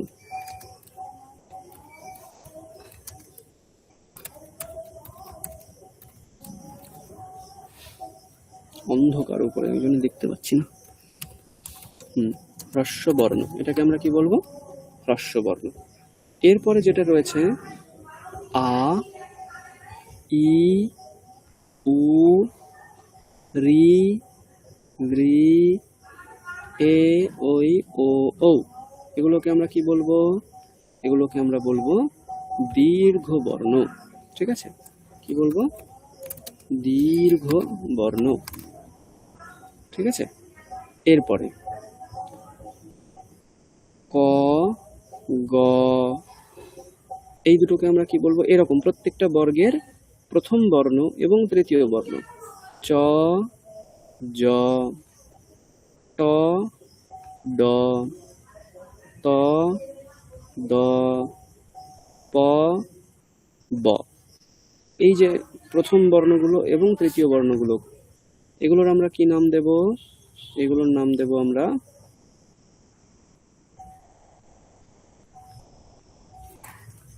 অল্প প্রাণ। নামগুলো মনে রাখবেন। এগুলোর কি নাম দিলাম? অল্প প্রাণ, প্রথম এবং তৃতীয় বর্ণ। ঠিক আছে? বর্গের প্রথম ও তৃতীয়। এরপরে যে দ্বিতীয় এবং চতুর্থ বর্ণগুলো রয়েছে, ঠিক আছে, ওইগুলোর নাম দেব কি? যেমন খ, ঘ, ছ, ঝ, ঠ, ঢ, থ, ধ, ফ, ভ। এই বর্ণগুলো, এদের কি নাম দেব আমরা? এদের নাম দেব মহাপ্রাণ। ঠিক আছে? বর্গের দ্বিতীয় ও চতুর্থ বর্ণ। যে পঞ্চম বর্ণগুলো রয়েছে ঞ, ঞ, ণ, ন, ম, এদের নাম দেব আমরা অনুনাসিক। কি নাম দেব? অনুনাসিক। এগুলো মনে রাখতে হবে সব। ঠিক আছে? তাহলে বর্গের বর্ণগুলোকে আমরা 3 রকম ভাগ করলাম: অল্প প্রাণ, মহাপ্রাণ, অনুনাসিক। অল্প প্রাণ বর্গের প্রত্যেকটা বর্গের প্রথম তৃতীয় বর্ণ, মহাপ্রাণ প্রত্যেকটা বর্গের দ্বিতীয় চতুর্থ বর্ণ, আর প্রত্যেকটা বর্গের পঞ্চম বর্ণকে আমরা বললাম অনুনাসিক বর্ণ। ঠিক আছে? এগুলো মনে রাখবো। হ্যাঁ, আর ইয়র লবকে অন্তঃস্থ বর্ণ বলে এবং শ, শ, স, হকে উষ্ণ বর্ণ বলে। ঠিক আছে? আচ্ছা, এরপরে আমরা তাহলে এটা দেখি। আমাদের টোটাল 5টা আমাদের কি আছে? উচ্চারণ স্থান রয়েছে। 5টা বর্গের উচ্চারণ করতে গেলে 5টা স্থান প্রয়োজন। ঠিক আছে? কি কি? কণ্ঠ, তালু, মূর্ধা, ওষ্ঠ, আর হচ্ছে দন্ত। এরকম আমাদের 4টে উচ্চারণ স্থান রয়েছে। ঠিক আছে? আমরা এবার দেখব কোন উচ্চারণ স্থান থেকে কোন বর্ণ উচ্চারিত হয়। ঠিক আছে? আচ্ছা, দেখি। আচ্ছা, আপনারা এই ছবি থেকে খুঁজুন দেখি ককারের উচ্চারণ কোথা থেকে হবে।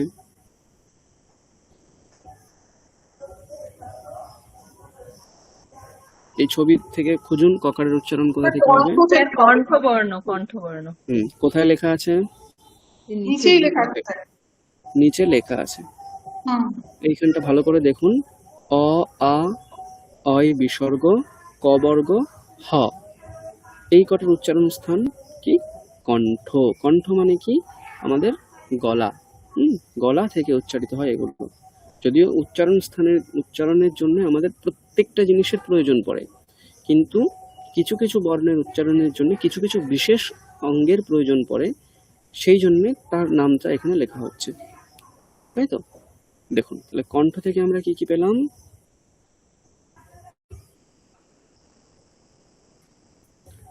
কণ্ঠ থেকে আমরা পেলাম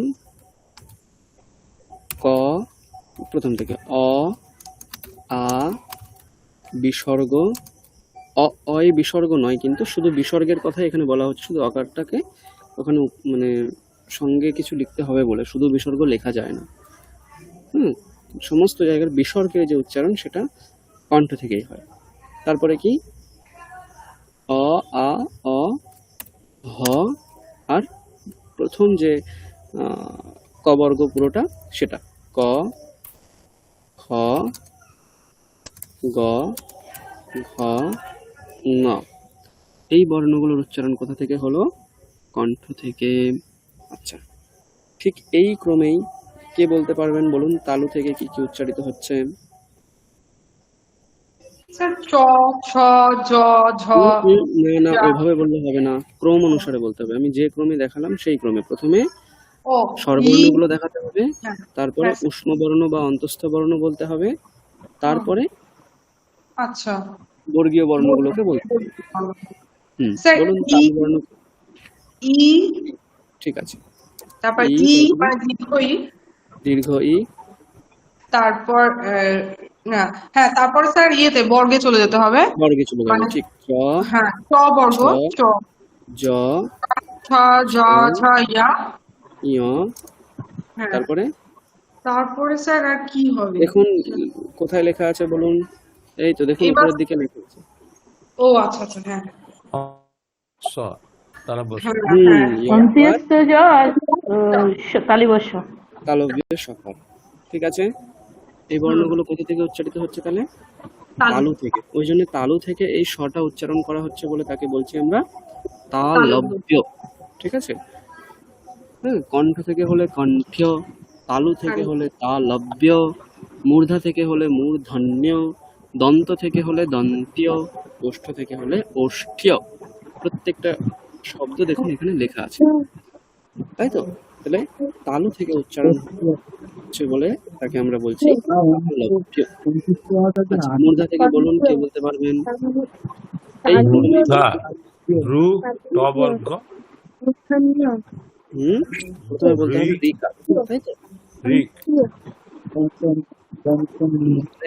রিকারটা কোথায় আছে? রি ট বর্গ রিকার। মূর্ধন্য এবার ভালো করে রিকার। খেয়াল করুন, রিকারের সঙ্গে আর কি পড়ে যাচ্ছে এখানে, যদিও লেখা নেই। দীর্ঘ স্যার রি। রি আর দীর্ঘ রি। ওটাও বলতে হবে, ঠিক আছে? এখানে যদিও লেখা নেই রিকার, তারপরে লি, লি স্যার লি। না, রিকার নয়, রি অন্য জায়গায়। রিকার, তারপরে ট বর্গ। ট বর্গের ট মধ্যে বর্গ, ট, ঠ, ড, ধ, মূর্ধন্য ন। এরপরে কি কি আসছে বলুন? মূর্ধন্য স মূর্ধন্য স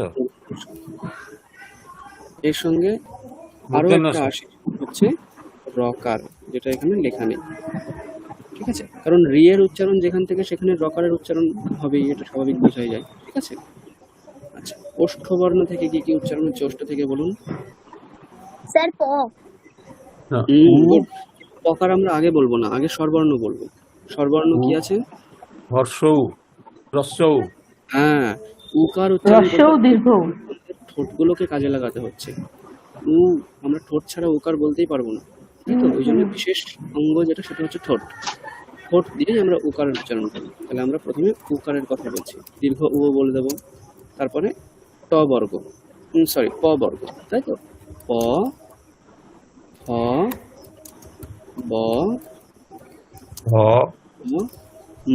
তারপরে কি হলো, আর কি কি আছে,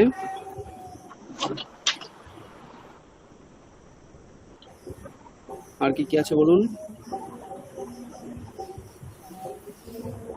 দন্ত। তাহলে এখানে একটা জিনিস আছে উপধমানীয়, সেটা আপনাদের দরকার এখন নেই, পরে বলবো এটা। হ্যাঁ, এরপরে দেখবো আমরা দন্ত বর্ণ। তাহলে দন্ত বর্ণ কি কি আছে? প্রথমে স্বরবর্ণ বলুন। স্বরবর্ণ কোনোটাই দন্ত দিয়ে উচ্চারিত হয় না, নেই। ঠিক আছে? আপনি দেখতেও পারেন, আমাদের এখানে অ আ হয়ে গেল, ই ই হয়ে গেল, উ উ হয়ে গেল, রি রি হয়ে গেল। রিকারের উচ্চারণ স্থানের এখন প্রয়োজন নেই, লকারের উচ্চারণ স্থান যেটা সেটাই রিকারের উচ্চারণ স্থান, ঠিক আছে? লকারের উচ্চারণ স্থান কি হবে?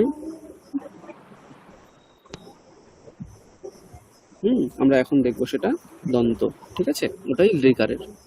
তাহলে রিকার প্রথমে আমরা লিখে দেব, রিকার। তারপরে বলুন কি কি আছে তারপরে? ট বর্গ, ত বর্গ, ত, ট বর্গ, দ, দন্তেও ন। ওই জন্য দেখুন বলছে দন্তেও ন, মানে দন্ত থেকে উচ্চারিত। আর কি? দন্তের স, দন্তেও স। আর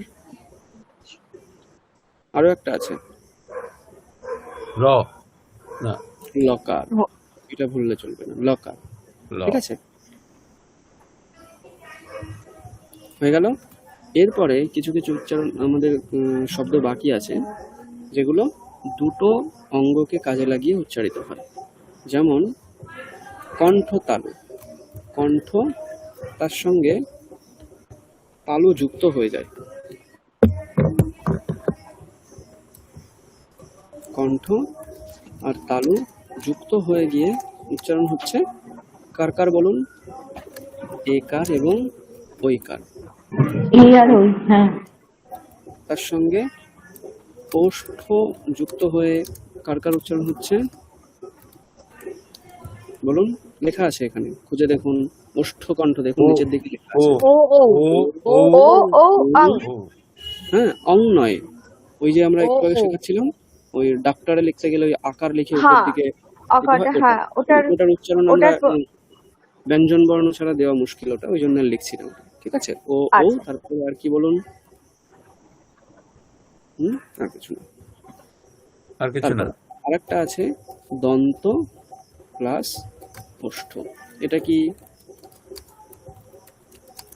ব, ঠিক আছে? এটা হচ্ছে বকার। এইবার আপনারা ভালো করে ওই নিয়মটাকে খুঁজুন। অন্তস্থ বর্ণগুলো কোথায় কোথায় আছে দেখুন। অন্তস্থ বর্ণ কোথায় আছে? একটা আছে দন্তস্থ বর্ণ, আর কোথায় আছে অন্তস্থ বর্ণ? খুঁজে খুঁজে বলুন, আর কোথায় আছে অন্তস্থ বর্ণগুলো? আর কোথায় কোথায় আছে? একটা বকার পেলাম, একটা ইয়কার পেলাম, রকার কোথায়? দন্ততে আছে, ল আছে, এখানে রকার পেলাম, আর এখানে লকার পেলাম। দেখুন তাহলে অন্তস্থ বর্ণগুলো, একটা তালব্য ইয়কার, একটা মূর্ধন্য রকার, একটা দন্তীয় লকার, আর একটা দন্তস্থ বকার, ঠিক আছে? ভালো করে প্রত্যেকটা মানে অক্ষরকে পরিচিত হয়ে নিন, তাহলে দেখবেন কোনো সমস্যাই হবে না, ঠিক আছে, উচ্চারণ করতে। আচ্ছা, এরপর আমরা উষ্ম বর্ণ তিনটে সকার এবং হকারকে দেখব। হকার কোথায় আছে? দেখুন কণ্ঠে আছে। তালব্য স কোথায় আছে? বোঝাই যাচ্ছে তালুতে হবে। মূর্ধন্য স কোথায় আছে? বোঝাই যাচ্ছে মূর্ধন্যতে হবে। দন্ত স কোথায় আছে? বোঝাই যাচ্ছে দন্ততে হবে। ঠিক আছে? তাহলে চারটে উষ্ম বর্ণ আমরা পেয়ে গেলাম। এরপরে আমরা দেখব স্বরবর্ণগুলো। অকার এবং আকার কোথায় আছে? কণ্ঠে আছে এবং বিসর্গ কণ্ঠে আছে। বিসর্গটা পরে দেখবো। অকার এবং আকার কোথায় আছে? কণ্ঠ, কণ্ঠ। হ্রস্বইকার দীর্ঘইকার কোথায় আছে? তালু, তালু। হ্রস্বৌকার দীর্ঘৌকার কোথায় আছে? ওষ্ঠ, ওষ্ঠ। ঋকার কোথায় আছে? ঊর্ধ্বা, মূর্ধা। লৃকার কোথায় আছে? দন্ত, দন্ত একার কোথায় আছে? কণ্ঠ, দন্ত তালু, তালু কণ্ঠতালু। ও কণ্ঠ ও তালু। কোথায় আছে? কণ্ঠ। কণ্ঠ কণ্ঠ আর ওষ্ঠ। ঠিক আছে, কণ্ঠ একদম। এরপরে আমরা দেখব বর্গীয় বর্ণগুলোকে। তাহলে ক বর্গের বর্ণগুলো কোথায় পাচ্ছি আমরা? কণ্ঠ থেকে, তাই তো? ক খ গ ঘ ঙ। হুম, চ বর্গের বর্ণগুলো কোথায় পাচ্ছি আমরা? তালু তালু, থেকে। তালু, ট বর্গের বর্ণগুলো পাচ্ছি আমরা মূর্ধা থেকে। মূর্ধা, প বর্গের ওষ্ঠ, ওষ্ঠ থেকে, এবং ত বর্গের পাচ্ছি আমরা দন্ত, দন্ত দন্ত। ঠিক আছে, দেখুন আমরা একটু আগে যতগুলো বর্ণ শিখেছি প্রত্যেকটা বর্ণের আমরা উচ্চারণ স্থান দেখে নিলাম, তাই তো?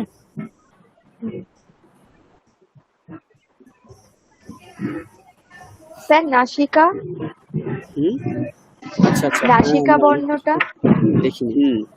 একটা জিনিস চলে গেছে।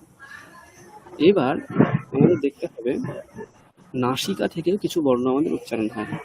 যেমন আমাদের এই যে বর্গের পঞ্চম বর্ণগুলো রয়েছে, হ্যাঁ, ক বর্গের পঞ্চম বর্ণ ঙ, চ বর্গের ঞ, ট বর্গের ন, ত বর্গের ন, প বর্গের ম। এই যে পঞ্চম বর্ণগুলো রয়েছে, তাই না? ভালো করে দেখুন। তাহলে ঞ, ণ, ম, ন আর ঙ, এই যে পাঁচটা বর্ণ রয়েছে, এই পাঁচটা বর্ণ কিন্তু মনে রাখবেন শুধুমাত্র যে কণ্ঠ থেকে উচ্চারণ তা নয়। তাহলে কি হবে? ওটার সঙ্গে নাসিকা। প্লাস নাসিকা। ঠিক আছে, পঞ্চম বর্ণগুলো, এটা একটা বিশেষ। থ্যাংক ইউ মনে করিয়ে দেওয়ার জন্য। হ্যাঁ, তাহলে কি কি হলো এটাকেও একটু খেয়াল রেখে দেবেন। এই যে পঞ্চম বর্ণগুলো আমরা দেখলাম, এই পঞ্চম বর্ণগুলো কি হবে? যেমন আমরা যদি ক বর্গের পঞ্চম বর্ণ দেখি, তাহলে তার উচ্চারণ কি কি হবে বলুন দেখি, কোন স্থান থেকে? ক বর্গের পঞ্চম কণ্ঠ আর নাসিকা। কণ্ঠ প্লাস নাসিকা। নাসিকা। ঞকার, চ বর্গের ঞকার, তালু প্লাস নাসিকা। কণ্ঠ প্লাস হ্যাঁ নাসিকা প্লাস তালু প্লাস নাসিকা। স্যার অনুনাসিক আর সানুনাসিক কি একই কথা স্যার? হ্যাঁ, অনুনাসিক আর সানুনাসিক একই কথা। সানুনাসিক মানে কি? নাসিকার সঙ্গে অনু শব্দটা পশ্চাৎ অর্থে ব্যবহার করা হয়। পশ্চাৎ মানে কি? মানে এর পরে। ঠিক আছে, ওই সানুনাসিক আর অনুনাসিক একই কথা, অনুনাসিক বর্ণ। ঠিক আছে, এগুলোকে সব অনুনাসিক বর্ণ বলা হয়। আর নাসিকা থেকে পঞ্চম বর্ণ উচ্চারিত হয়, তার মাধ্যমে আমরা আরো একটা জিনিস শিখে নিলাম। সেটা কি বলুন তো? এই যে অনুস্বার, অনুস্বারের উচ্চারণও নাসিকা থেকেই হয়। কারণ আমরা অনুস্বারকে হয় ঙ বলি, নয় ম বলি, নয় ন বলি, তাই না? তাহলে অনুস্বারগুলো কোথা থেকে উচ্চারিত হচ্ছে? তাহলে নাসিকা থেকে। আর বিসর্গের উচ্চারণ হচ্ছে কণ্ঠ থেকে। দেখুন প্রথমেই লেখা আছে বিসর্গ কণ্ঠ থেকে। ঠিক আছে, এটাকে আপনারা স্ক্রিনশট রেখে দিতে পারেন, ভবিষ্যতে কাজে লাগবে। এইবার যারা ধরুন উচ্চারণে একটু সমস্যা হচ্ছে, তারা কি করবেন? ধরুন পঞ্চম বর্ণগুলো উচ্চারণ করতে সমস্যা হচ্ছে আপনার ইয়কার, তখন কি করবেন? প্রত্যেকটা এক একটা বর্ণ পড়বেন, তারপর পঞ্চম বর্ণ, যেমন চ ঞ, ছ ঞ, জ ঞ, ঝ ঞ। দেখুন একই জায়গা থেকে উচ্চারণ বুঝতে পারবেন। মূর্ধন্য নকার, হ্যাঁ, টানা ঠানা ডানা ঢানা, একই জায়গা থেকে। মকার তো আমরা সবাই পারবো, পম ফম বম ভম। তারপরে নকার, এটাও সবাই জানি আমরা, তন থন দন ধন, একই জায়গা থেকে। আর ঙ, এটাকে একটু কঠিন হতে পারে। ক যেখান থেকে হবে সেখান থেকে ঙ, ক ঙ খ ঙ গ ঙ ঘ ঙ, একই জায়গা থেকে উচ্চারণ হবে। বোঝা গেল? এটা নিজেরা প্র্যাকটিস করতে পারেন। এরপরে আমরা একটু এগোবো। আমরা একটু দেখে নেব কি করে আমরা 1 2 3 4 গুলো লিখি। এক লিখতে গেলে আমরা কি করব? এখানে টুথপাটাং লেখা আছে, এটা একটু কঠিন মনে হতে পারে, কিচ্ছু না। এক লিখতে গেলে আপনারা সোজা এরকম বাংলার 7 লিখবেন। বাংলার 7 আমরা এরকম লিখি, সেই রকমই লিখে দেবেন। ঠিক আছে, এই নিচের দিকটা এইদিকে ঘোরাবেন না, সোজা একদম নিচের দিকে নামিয়ে দেবেন। এইটা হচ্ছে 1। ওকে, আমরা 2 দেখবো। 2 আমরা যেমন ইংলিশে লিখি তেমন লিখলে চলবে না।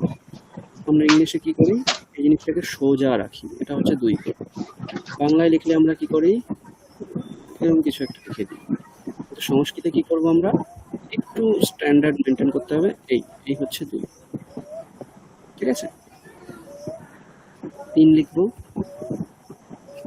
3 আমরা ইংলিশে যেমন লিখি, দেখুন এইগুলো থেকে বোঝা যাচ্ছে আমাদের এই যে সংখ্যাগুলো নির্মিত হয়েছিল সেইগুলো দেখে দেখেই কিন্তু এই রোমান এর সংখ্যা, বা রোমান বলা যায় না, রোমান বললে তো এরকম গুলো চলে আসে, এইগুলো চলে আসে, এইগুলো না। আমরা ইংলিশে যদি দেখি 1 2 3 4, ইংলিশের সঙ্গে কিন্তু অনেক মিল রয়েছে এগুলোর। হিন্দিতে তো স্যার এইভাবে লেখে নাম্বারগুলো। হ্যাঁ, হিন্দি আর দেবনাগরী হরফ এক, হিন্দির আলাদা কোনো হরফ নেই। ঠিক আছে, হিন্দির যে হরফটা বলা হয় সেটা দেবনাগরী হরফ, বুঝা গেল? আচ্ছা, হিন্দি হচ্ছে ভাষা, যেমন সংস্কৃত ভাষা, বাংলা ভাষা, লিপি আলাদা, হরফ বা লিপি হচ্ছে দেবনাগরী। বুঝা গেল? আচ্ছা, আমাদের বাংলার ক্ষেত্রে কি, বাংলার ক্ষেত্রে ভাষার নামও বাংলা, লিপির নামও বাংলা, কিন্তু সংস্কৃতের ক্ষেত্রে সেটা নয়। সংস্কৃতের ক্ষেত্রে ভাষা হচ্ছে আমরা যে ভাষায় কথা বলি বা বাক্য লিখি সেটা, কিন্তু লিপি হচ্ছে যে ইঙ্গিত দিয়ে লিখি, ওটা হচ্ছে লিপি। ভাষা আর লিপির মধ্যে পার্থক্য আছে, বুঝা গেল? তো হিন্দি ভাষা আর সেখানে দেবনাগরী লিপি ব্যবহার করে। ঠিক আছে, 2 লিখতে হয়, 2 হয়ে গেল। এবার 3 আমরা ইংলিশে যেমন লিখি সেই রকমই লিখবো, কিন্তু শেষে নিচের দিকে একটা এরকম খণ্ডত্ব নিয়ে দেবো। 3 হয়ে গেল। 4 আমরা বাংলায় যেমন লিখি সংস্কৃতে তেমন লিখবো। 4 লিখতে গেলে আমরা কি করব, এইখান থেকে শুরু করব, ভালো করে খেয়াল রাখুন, এইখান থেকে শুরু করে এইখানে গিয়ে শেষ করব। এই দুটোকে কিন্তু মেলাবো না। ঠিক আছে, আমরা বাংলায় কি করি, এরকম ভাবে মিলিয়ে দিই, এই মেলানোটা চলবে না। সুন্দর করে যতটা পারবেন, আপনারা মাউসে লেখা মুশকিল, যতটা পারবেন সুন্দর করে লেখার চেষ্টা করবেন, এটাকে মেলাবেন না কিন্তু। হ্যাঁ, আচ্ছা, এরপরে 5 লিখতে গেলে আমরা কি করব, আমরা এই এরকম ভাবে ওই যে পকার লিখছিলাম সেই পকারটাই লিখবো। আমরা পকারটা লিখে আমরা নিচের দিকে একটা হ্রস্ব উকার লিখে দেবো। পকারের সঙ্গে হ্রস্ব উকার মানে 5। পকার এরকম লিখছিলাম তো, পকার, সেটার সঙ্গে একটা হ্রস্ব উকার, এটা হচ্ছে 5। এরপরে 6 কি, ঠিক 3-এর উল্টো। 3 লিখছিলাম আমরা এরকম করে, 6 লিখবো আমরা এই রকম করে। এই হচ্ছে 6।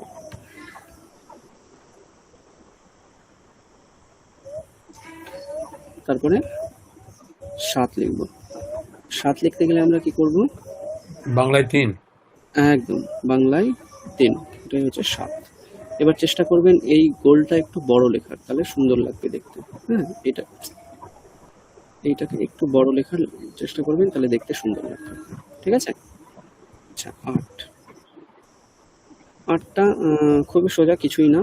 এইখানে একটু উৎপাটাং লেখা আছে, এতটা কষ্ট আপনাদের করতে হবে না, জাস্ট খণ্ডত্ব। এটাই হচ্ছে, সরি, এটা 9 হয়ে গেল। 8 লিখতে গেলে আপনারা কি করবেন, এইটা লিখবেন। ঠিক আছে, এইরকম দিক দিয়ে একটা আর এইরকম দিক দিয়ে একটা হয়ে গেল, বেশি কষ্ট করতে হবে না। ঠিক আছে, আমরা যেমন এস লিখি ঠিক এস এর উল্টো লিখে দেবেন।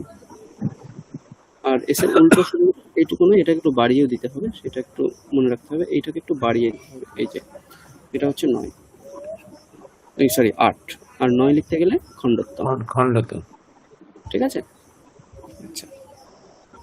আর 10 তো বোঝাই গেল, 1 আর 0 জানেন, কিন্তু ইংলিশের শূন্যের সঙ্গে আমাদের সংস্কৃতের শূন্য পার্থক্য আছে। সেখানে কি হবে, সুন্দর করে এইরকম গোল হবে। আমরা ইংলিশে গোল কিভাবে দিই, এইরকম ভাবে আমরা 0 লিখি, তাই না? 0 লিখতে গেলে আমরা এটাই লিখি, 1 0 এরকম লিখি। কিন্তু সংস্কৃতে কি করব, এই হচ্ছে 1 আর 0টা লিখবো আমরা এইরকম, মানে নিচে সুন্দর করে। এই দেখুন, এখানে ভালো করে দেখুন তাহলে বুঝতে পারবেন, মানে একদম সুন্দর গোল হবে। আর এখানে ইংলিশেও লেখা আছে, স্যার ইংলিশের 0টা হচ্ছে লম্বাটে 0, এটা গোল 0 হবে। হ্যাঁ, আচ্ছা, ঠিক আছে, এগুলো কিন্তু খেয়াল রাখবেন, কারণ আমরা কি করি অনেক সময় ভুল করে ইংলিশের 0 লিখে দিই, সেটা করলে চলবে না। আচ্ছা, এরপরে আমরা কিছু সংযুক্ত বর্ণ দেখব। সংযুক্ত বর্ণ খুব কঠিন কিছু না, শুধু একটা ট্রিক্স মনে রাখলেই চলবে। আমাদের এই যে বর্ণগুলো আমরা শিখলাম, বর্ণগুলোর মধ্যে কিছু কিছু পার্থক্য আছে। এই যে সরল রেখাটা রয়েছে, কিছু কিছু জায়গায় সরল রেখাটা এইরকম রয়েছে, তাই তো? এবার কিছু কিছু জায়গায় দেখবেন সরল রেখাটা শেষের দিকে রয়েছে, কিছু কিছু জায়গায় সরল রেখাটা মাঝখানে রয়েছে, কিছু কিছু জায়গায় সরল রেখাটা উপরে এরকম ছোট্ট করে রয়েছে। খেয়াল করুন, ককারে কোথায় আছে বলুন? ককারে কোথায় আছে? মাঝখানে, মাঝখানে। খকারে? শেষে, গ? শেষে আছে, ঘ? শেষে আছে, ঙ? ছোট করে ওপরে আছে, ওপরে আছে। তাহলে মাঝে, শেষে আর ওপরে এইরকম ভাবে দেখুন মাত্রাটা রয়েছে। চয়ের ক্ষেত্রে কোথায় আছে? শেষে, ছয়ের ক্ষেত্রে? ওপরে উপরে। ওপরে খুব ছোট ক্ষয়ের ক্ষেত্রে? ওপরে ওপরে। হয়ের ক্ষেত্রে? ওপরে ওপরে, মূর্ধন্য ষ? শেষে ঠিক, এটা তাহলে ভালো করেই বুঝতে পেরেছি। ঝকারেও শেষে। শেষে আছে। হ্যাঁ, এইটাকে খেয়াল রাখলেই আপনাদের খুব সহজ মনে হবে সংযুক্ত বর্ণ লেখা। দেখুন এখানেই দেখাই।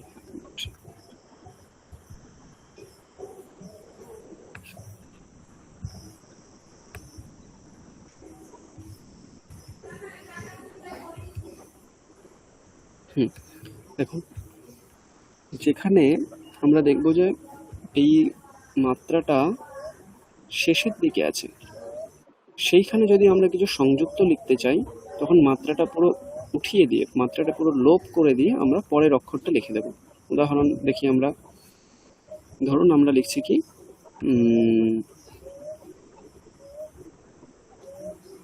উদাহরণ আমরা নিই, দন্তস্বকার নিই। ঠিক আছে, দন্তস্বকারে কি আছে? শেষে মাত্রাটা রয়েছে, তাই তো? তাহলে আমরা দন্তস্বকারটা আগে লিখে নিই। এই হচ্ছে দন্তস্বকার। এবার এটার সঙ্গে আমরা কি যোগ করব? ধরুন ককারকে যুক্ত করতে যাই। কি যুক্ত করতে চাই? ককারকে। তাহলে এই দুটোকে আমরা যখন যুক্ত করতে যাব, তখন কি করব?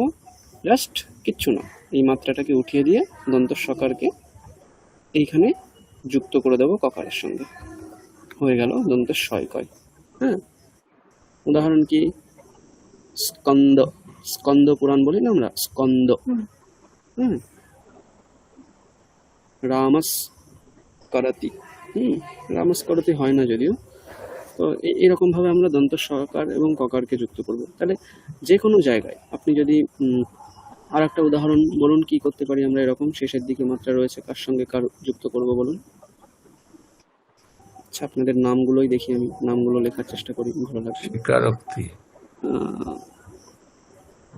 ভবসিন্ধু। এখানে দেখুন, তাহলে ভবসিন্ধু লিখতে গেলে আমাদের শেষে কি আছে? দন্ত নকার, তার সঙ্গে আমরা কি যুক্ত করতে হবে? ধকার যুক্ত করতে হবে। তাহলে আমরা কি করব?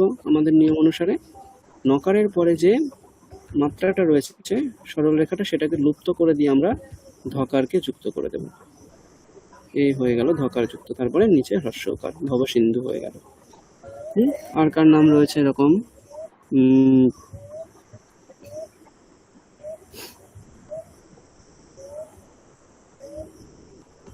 আর কাউকে দেখতে পাচ্ছি না। হ্যাঁ, রবীন্দ্র। রবীন্দ্র, দেখুন রবীন্দ্র, ওখানে দন্তের নয় দয় লিখতে হবে। তাহলে দন্তের নয়ের সঙ্গে আমাকে দকার যুক্ত করতে হবে। তাহলে এর সঙ্গে আমরা দকার যুক্ত করলে কি করব? নকার মাত্রাটা তুলে দিয়ে সেখানে দকার হয়ে গেল দন্তের নয় দয়, তাই তো? আর কি আছে এরকম? সম্পা। সম্পাটা দেখুন ভালো করে, ময় পয়। রফলাটা আমরা দিতে হবে, তাই না? হ্যাঁ, রফলা তো দিতেই হবে।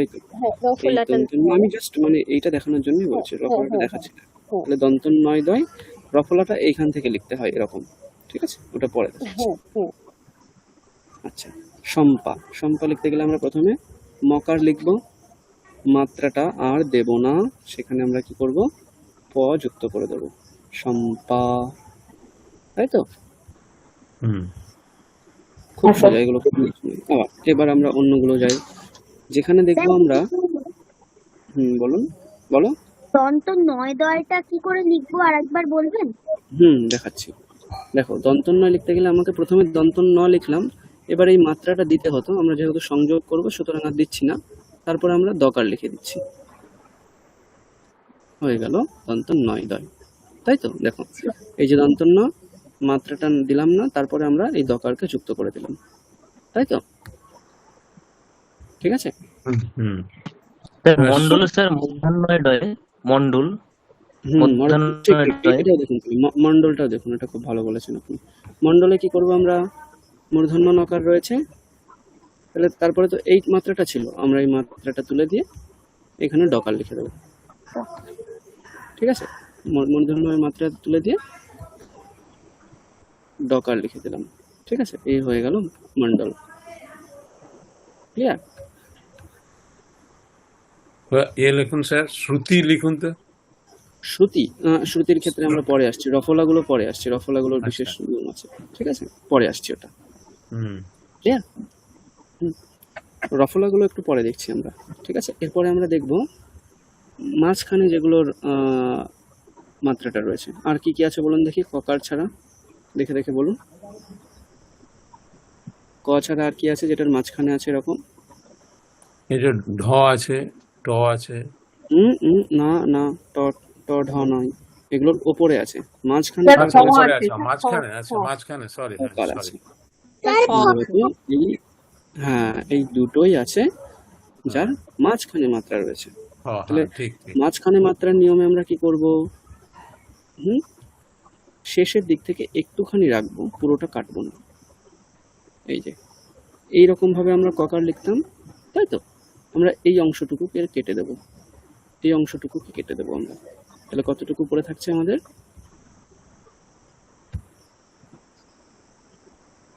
তাহলে ওইটুকু কেটে দিয়ে আমরা আমাদের যেটুকু পড়ে থাকে সেটুকু আমরা লিখবো। এইটুকু ধরুন পড়ে আছে, এরপরে আপনি যে কোনো অক্ষর যুক্ত করে দেবেন, কয় পয়, হ্যাঁ, তারপরে কয় তয়, ফয় টয়। যদি ফকারের সঙ্গে টকার যুক্ত করতে চান তাহলে একটুখানি রেখে তার সঙ্গে টকার যুক্ত করে দেবেন, ঠিক আছে? তাহলে এর ক্ষেত্রে নিয়ম হচ্ছে মাত্রার পরে অল্প একটুখানি রাখবো, আমরা পুরোটা রাখবো না, একটুখানি রেখে, হ্যাঁ, এখানে মাত্রাটা রয়েছে, মাত্রাটার আমরা এই অংশটুকু রাখবো, মাত্রাটাও রাখবো, এবং মাত্রার পরে এই যে মাত্রাটাও রাখলাম এবং মাত্রার পরের একটুখানি অংশও রাখলাম, তারপরে আমরা এইখানে যুক্ত করে অন্য কোনো শব্দ যুক্ত করে দিলাম। ক্লিয়ার?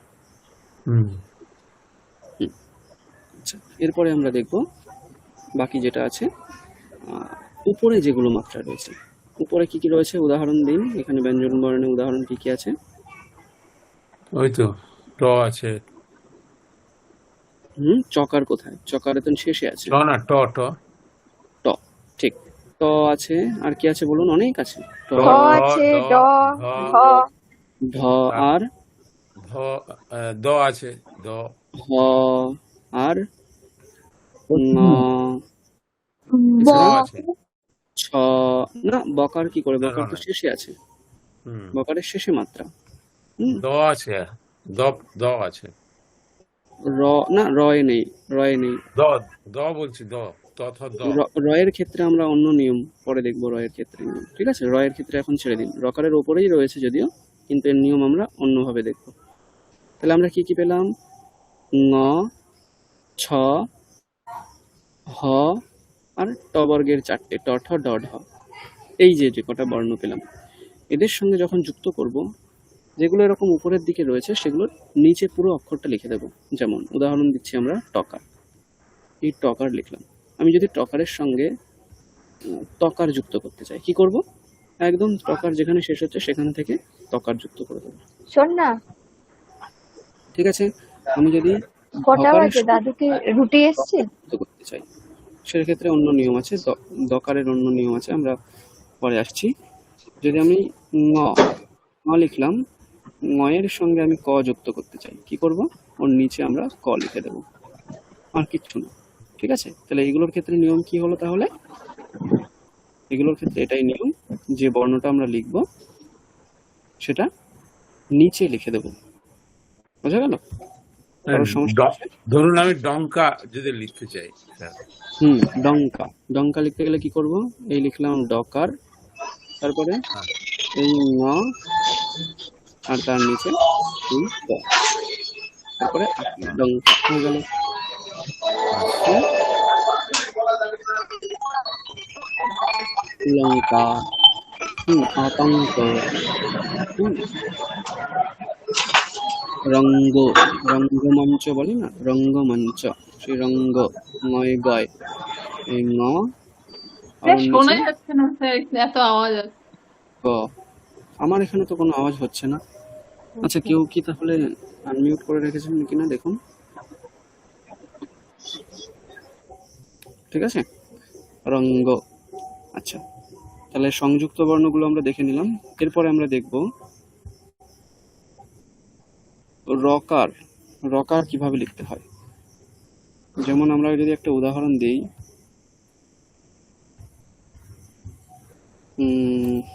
ভালো করে দেখুন, একটা নাম লিখছি আমি, অর্ক প্রভ।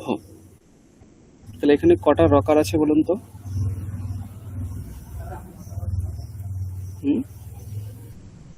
দুটো। দুটো রকম। একটা রকার আছে র এর সঙ্গে হ্যাঁ, হচ্ছে আরটা পয়সা। ক, আর একটা রকারে কি আছে, ক এর সঙ্গে কি যোগ হচ্ছে, র। রফলা। ঠিক আছে, এবার খেয়াল করুন, যেখানে দেখবেন র এর সঙ্গে অন্য কিছু যুক্ত হচ্ছে, সেখানে রকারের নাম আমরা কি দিই বাংলায়? রেফ বলে দিই রেফ। তাকে, তাই তো? হুম, যেখানে অন্য কোনো বর্ণের সঙ্গে র যুক্ত হচ্ছে, সেখানে র এর কি নাম দিই আমরা? রফলা। রফলা। ঠিক। এইবার রেফের স্থান হচ্ছে বর্ণের মাথায়, আর রফলার স্থান হচ্ছে অক্ষরের নিচে, তাই তো? ঠিক একই নিয়ম আমাদের সংস্কৃতের ক্ষেত্রেও প্রযোজ্য। যদি আমি কয়ে রেফ লিখি, তাহলে কি করব? উপরে এই রকম ভাবে আমি নিচে যেমন রিকার লিখছিলাম, সেটাই আমরা উপরের দিকে দিয়ে দেবো, তাহলে কয় রেফ হয়ে গেল। ঠিক আছে, কয় রেফ লিখতে গেলে আমরা কি করব? উপরের দিকে। ক্লিয়ার? এই হচ্ছে রেফের স্থান। রফলার স্থান কোথায়? রফলার স্থান হচ্ছে যেখান থেকে মাত্রাগুলো সরল রেখার সঙ্গে যুক্ত হচ্ছে, মানে এই যে সরল রেখার সঙ্গে যেখানে যুক্ত হচ্ছে, যেমন এই জায়গা থেকে একটা নিচের দিকে টানতে হবে, এখান থেকে নিচের দিকে, এখান থেকে নিচের দিকে, যেখানে যুক্ত হচ্ছে। যেমন আমি যদি খকার দেখি, খকার এখান থেকে যুক্ত হচ্ছে, তো এখান থেকে টানবো। যেমন তকার, আমি একটু আগে দেখাচ্ছিলাম, তকার এখান থেকে যুক্ত হচ্ছে, মানে এখান থেকে টানবো। ক্লিয়ার? যেমন গকার, গকারের কোথাও যুক্ত হচ্ছে না, কিন্তু ভালো করে দেখুন, গকার কি আছে, এরকম সরল রেখাই রয়েছে শুধু, তাহলে আমরা এইখান থেকে তাকে টেনে দেবো। তাহলে শুধুমাত্র যেখানে যুক্ত হয় সেখান থেকে টানলেই হয়ে যায় রফলা, আর ঠিক অক্ষরের উপরে হয়ে যায় কি, রেফ। ঠিক আছে, এবারে জফলার একটা কিছু উদাহরণ আমরা দেখব, জফলা কি করে লিখতে হয়। যেমন উদাহরণ, হয় জফলা, হকারের সঙ্গে আমরা কি মেশাতে চাইছি, ইয়কার মেশাতে চাইছি। এই ইয়কারটা যখন কারোর সঙ্গে মেশাতে চাই, তখন এইখান থেকে হকারের সঙ্গে মিশে যাবে। ঠিক আছে, কি হবে, এই যে হকার লিখলাম আমরা, এই হকারের এইখান থেকে আমরা ইয়কার লিখব। ঠিক একই রকম ভাবে দকার যখন আমরা লিখব, এই রকম ভাবে দকার লিখব। ঠিক আছে, তাহলে এই হ্য এবং দ্য এই দুটোর ক্ষেত্রে একটু আলাদা নিয়ম আছে, বাকি সবার ক্ষেত্রে কিন্তু আমরা যেমন নিয়ম দেখালাম, যেমন যদি পকারের সঙ্গে যুক্ত করতে চাই, তাহলে এরকম ভাবে যুক্ত করব। বাকি সবার ক্ষেত্রে একই নিয়ম, কিন্তু হ্য আর দ্যর ক্ষেত্রে একটু আলাদা নিয়ম। ক্লিয়ার? আমরা সংযুক্ত বর্ণগুলোকে দেখে নিলাম। এরপরে আমরা সংযুক্ত বর্ণের কিছু উদাহরণ দেখব। দেখবেন সব উদাহরণগুলো আমাদের এই নিয়মের মধ্যেই রয়েছে। দেখুন ভালো করে।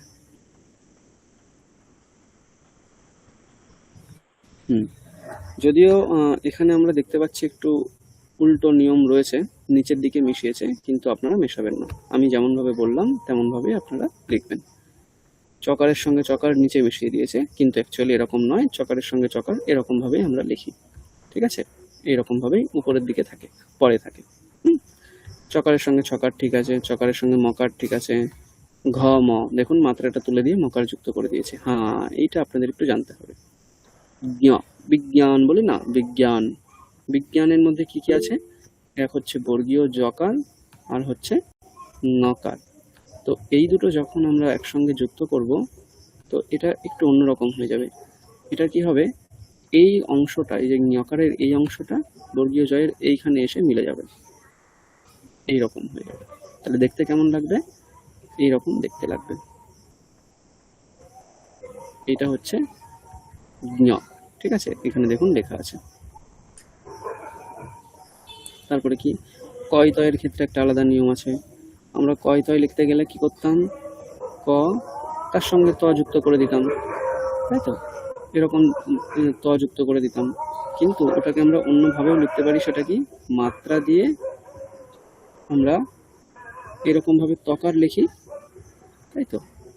এরকম তকার লিখি, ওটাকে আরেকটু বাড়িয়ে দেব এবং এখান থেকে একটু নিচের দিকে নামিয়ে দেবো, এটা হয়ে যাবে কয় তয়। আর বিশেষ কিছু আমি দেখতে পাচ্ছি না, বাকিগুলো সব আমাদের নিয়মের মধ্যেই রয়েছে, ঠিক আছে? তাহলে এখানে যদি কারোর কোনো প্রশ্ন থাকে বলুন। স্যার একবার ওই যেটা আপনি দেখাচ্ছিলেন লাস্টে, এই যে সংযুক্ত বর্ণ, ওটা একটু স্ক্রিনশট নেব। আমি এটা আপনাদের পাঠিয়ে দেবো, পিডিএফটাই স্যার। পাঠিয়ে দেবো। Okay sir. গতবারেরটাও পিডিএফটা পাঠিয়ে দেবেন একটু। কেন, গত ক্লাসের পিডিএফ তো আমি সম্ভবত দিয়ে দিয়েছিলাম আপনাদেরকে, অনেকগুলো পিডিএফ দিয়েছিলাম। ওর মধ্যে ওই মন্ত্রপুষ্পম বলে যে পিডিএফটা ছিল, ওটাই তো গতকালের পিডিএফ, আচ্ছা, গত ক্লাস, ঠিক আছে? একটা কথা বলছি প্রথম ক্লাসটা না আমি জয়েন করতে পারিনি, তো কি কি শান্তিমন্ত সিলেবাসে আছে একটু বলবেন স্যার? রেকর্ডিং গুলো তো অ্যাভেলেবেল আছে ইউটিউবে, আপনি শোনেননি? না স্যার। আচ্ছা আচ্ছা, সম্ভবত আপনি তাহলে ইউটিউবটা, মানে লিঙ্কটা আপনার কাছে যায়নি, আমি আপনার লিঙ্ক পাঠিয়ে দেবো, ঠিক আছে? ঠিক আছে স্যার। ওই যে ক্লাসগুলো, আমাদের ক্লাসগুলো যেখানে আপলোড হবে সেই লিঙ্কটা আমি পাঠিয়ে দেবো। প্রত্যেকটা ক্লাসই ওখানে আপলোড করা হবে, যেগুলো রেকর্ড হবে। কোনো কারণে যদি রেকর্ড না হয় সেটা আপলোড হবে না, তাছাড়া রেকর্ড হলে সেখানে আপলোড করা হবে। স্যার তার লিঙ্কটা গ্রুপে একটু পাঠিয়ে দেবেন স্যার? হ্যাঁ, আমি পাঠিয়ে দেবো, ঠিক আছে? স্যার ওই এরপর আমরা, বিজ্ঞানের ওই যুক্তাক্ষরটা আরেকবার বলবেন প্লিজ। আচ্ছা ওই আচ্ছা, বিজ্ঞান যেরকম ওই ওই বর্গীর জয় ওটা একবার বলুন। বয় রস্বইকার, তারপরে কি আছে, ঞ, বি ঞ নম।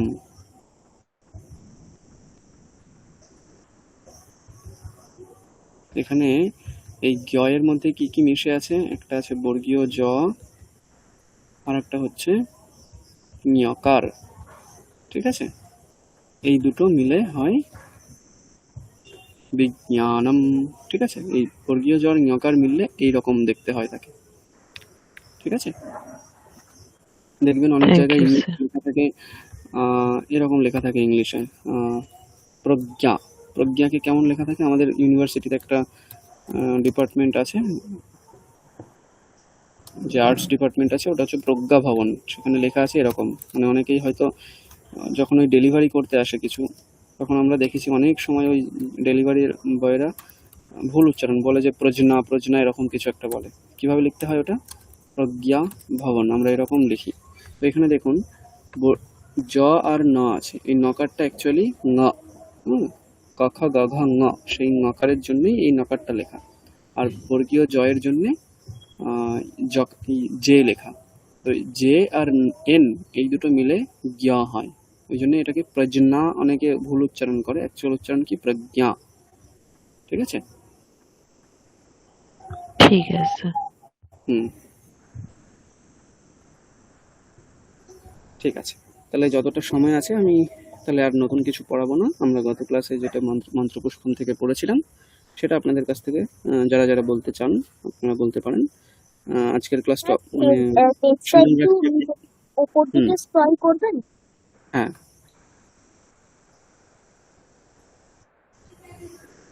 আমি তোমাদেরকে এগুলো পাঠিয়ে দেবো, তুমি চিন্তা করো না, ঠিক আছে? গ্রুপে অ্যাভেলেবেল থাকবে, দেখে সময় করেই পড়তে পারবে, ঠিক আছে?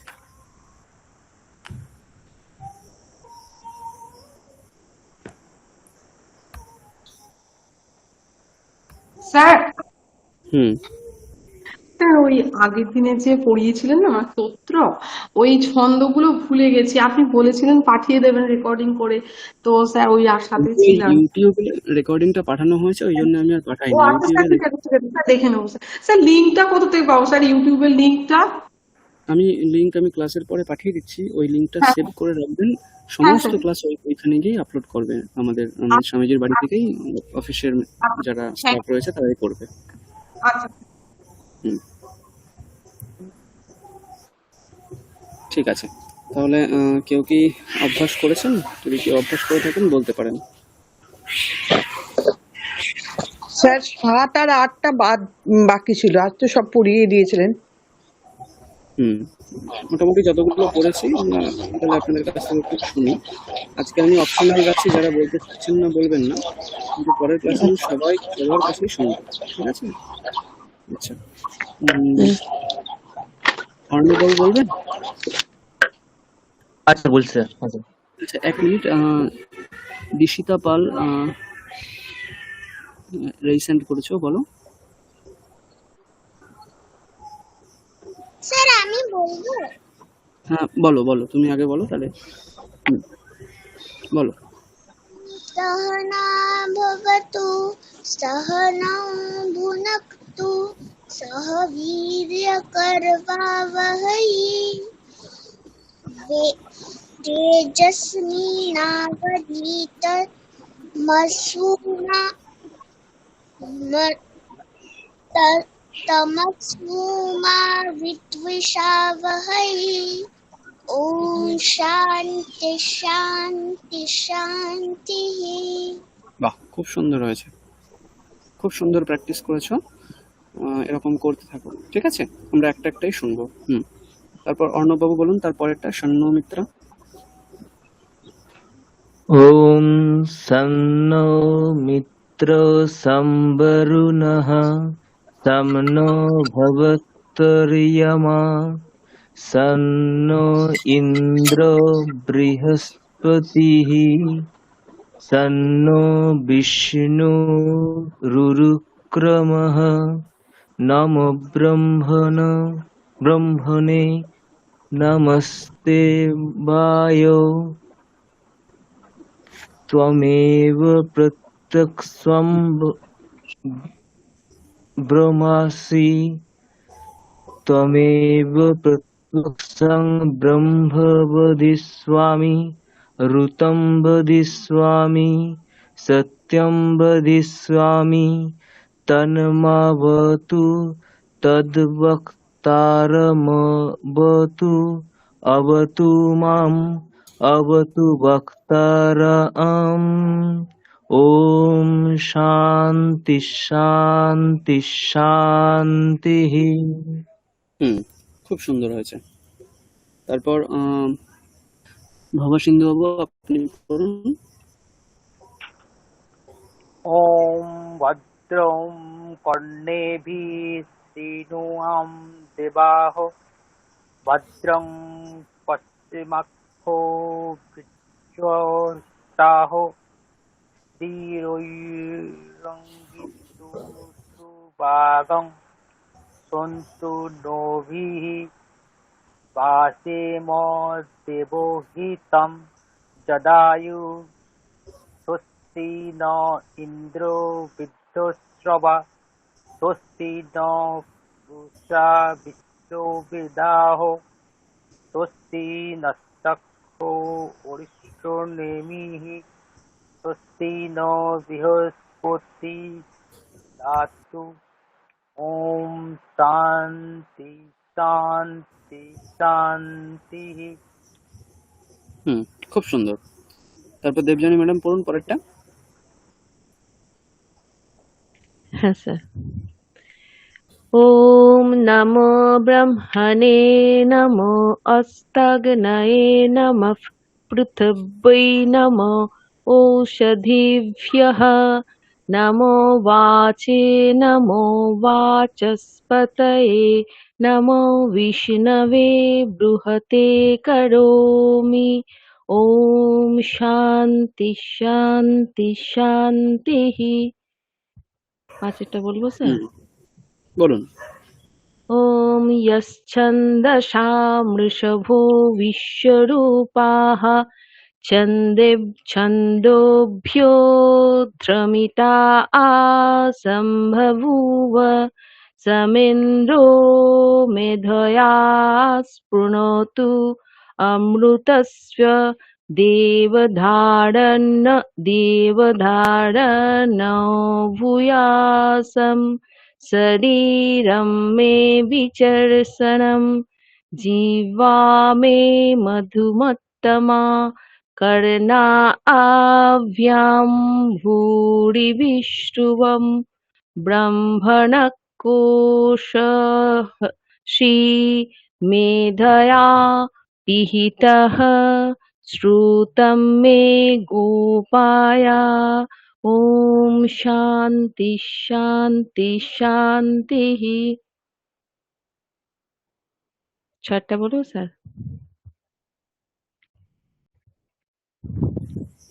ঠিক আছে।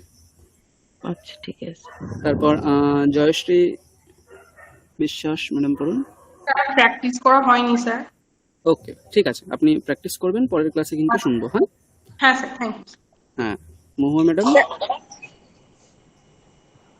স্যার আমিও পরের ক্লাসেই বলবো স্যার। ঠিক ঠিক। নিবেদিতা ম্যাডাম, লিংকটা পাইনি বলে আমি পারিনি প্র্যাকটিস করতে। কোনো প্রবলেম নেই, আমি পাঠিয়ে দেবো, ওটা শুনে প্র্যাকটিস। হ্যাঁ স্যার, ওটা দিয়ে দিন। ঠিক, ওকে। নিবেদিতা ম্যাডাম পড়ুন।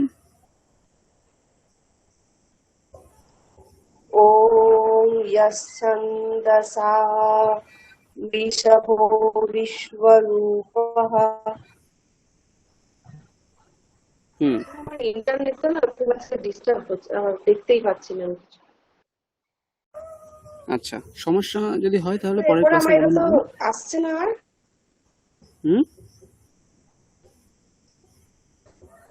বলুন।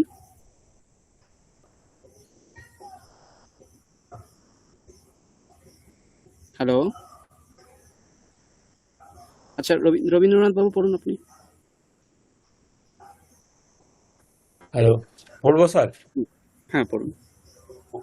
ওং নমো ব্রহ্মণে নমো অস্ত্রগ্নয়ে নমো পৃথিব্যৈ নমো ওষধিভ্য নমো বাচে নমো বাচস্পতয়ে নমো বিষ্ণবে বৃহতে করোমি। ওং শান্তি শান্তি শান্তি। আরেকটা পড়বো নাকি স্যার? তারপরটাও পড়ুন তাহলে। ওং যশ্চন্দসা মৃষভ না, এটা না, তাহলে ওং তৎসং ইয়োরা বৃণীমহে গাতুং যজ্ঞায় গাতুং যজ্ঞপতয়ে দৈবী স্বস্তিরস্তু নঃ স্বস্তির্মানুষেভ্যঃ ঊর্ধ্বং জিগাতু ভেষজং সংনো অস্তু দ্বিপদে সংচতুষ্পদে। ওং শান্তি শান্তি শান্তি। হয়নি স্যার একদম? ঠিক আছে। আচ্ছা, তারপর শম্পা ম্যাডাম পড়ুন।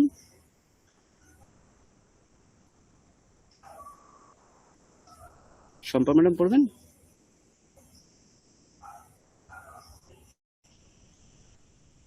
আচ্ছা, শ্রীপূর্ণা সেনগুপ্ত ম্যাডাম। স্যার আমি আগের ক্লাসে ছিলাম না স্যার। ওই জন্য নতুন লাগছে আপনাকে। ঠিক আছে, আপনি পরের ক্লাসে শোনাবেন তাহলে। শ্রুতিলেখা ম্যাডাম। স্যার একদম প্রথম প্যারাগ্রাফটা পড়বো? হ্যাঁ হ্যাঁ, ওটাই পড়ুন। সেকেন্ডগুলো আমার রেডি হয়নি। পড়ুন স্যার এই পিডিএফটা। হ্যাঁ। ওম সহনা ভবতু সহনো ভুনক্তু সহ বীর্যং করবাবহৈ তেজস্বিনাবধীতমস্তু মা বিদ্বিষাবহৈ। शान्ति शान्ति शान्तिः। ॐ शं नो मित्रं स्वं वरुणः शं नो भवत्तर्यमा शं नो इन्द्र बृहस्पतिः शं नो विष्णुरुक्रमः।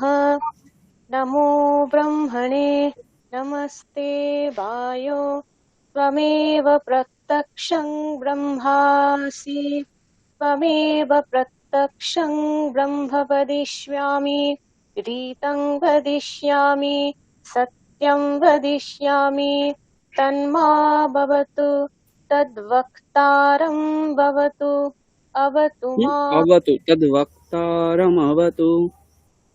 तद्वक्तारमवतु अवतु माम् अवतु वक्तारम्। ॐ शान्ति शान्ति शान्तिः। খুব সুন্দর হয়েছে। শ্যামল বাবু আপনি পড়ুন, প্রথম থেকে পড়ুন দেখি। আচ্ছা স্যার, সহানুভূতি থেকে আরম্ভ করবো। আচ্ছা, ওম সহনা ভবতু সহনৌ ভুনক্তু সহ বীর্যং করবাবহৈ তেজস্বী নাবধীতমস্তু মা বিদ্বিষাবহৈ। ওম শান্তি শান্তি শান্তি। সেকেন্ডটা পড়বো। পড়ুন। ওম সন্নো মিত্রশ বরুণঃ ওম সন্নো ভবতু আর্যমা সন্নো ইন্দ্রো বৃহস্পতিঃ সন্নো বিষ্ণুরুক্রমঃ।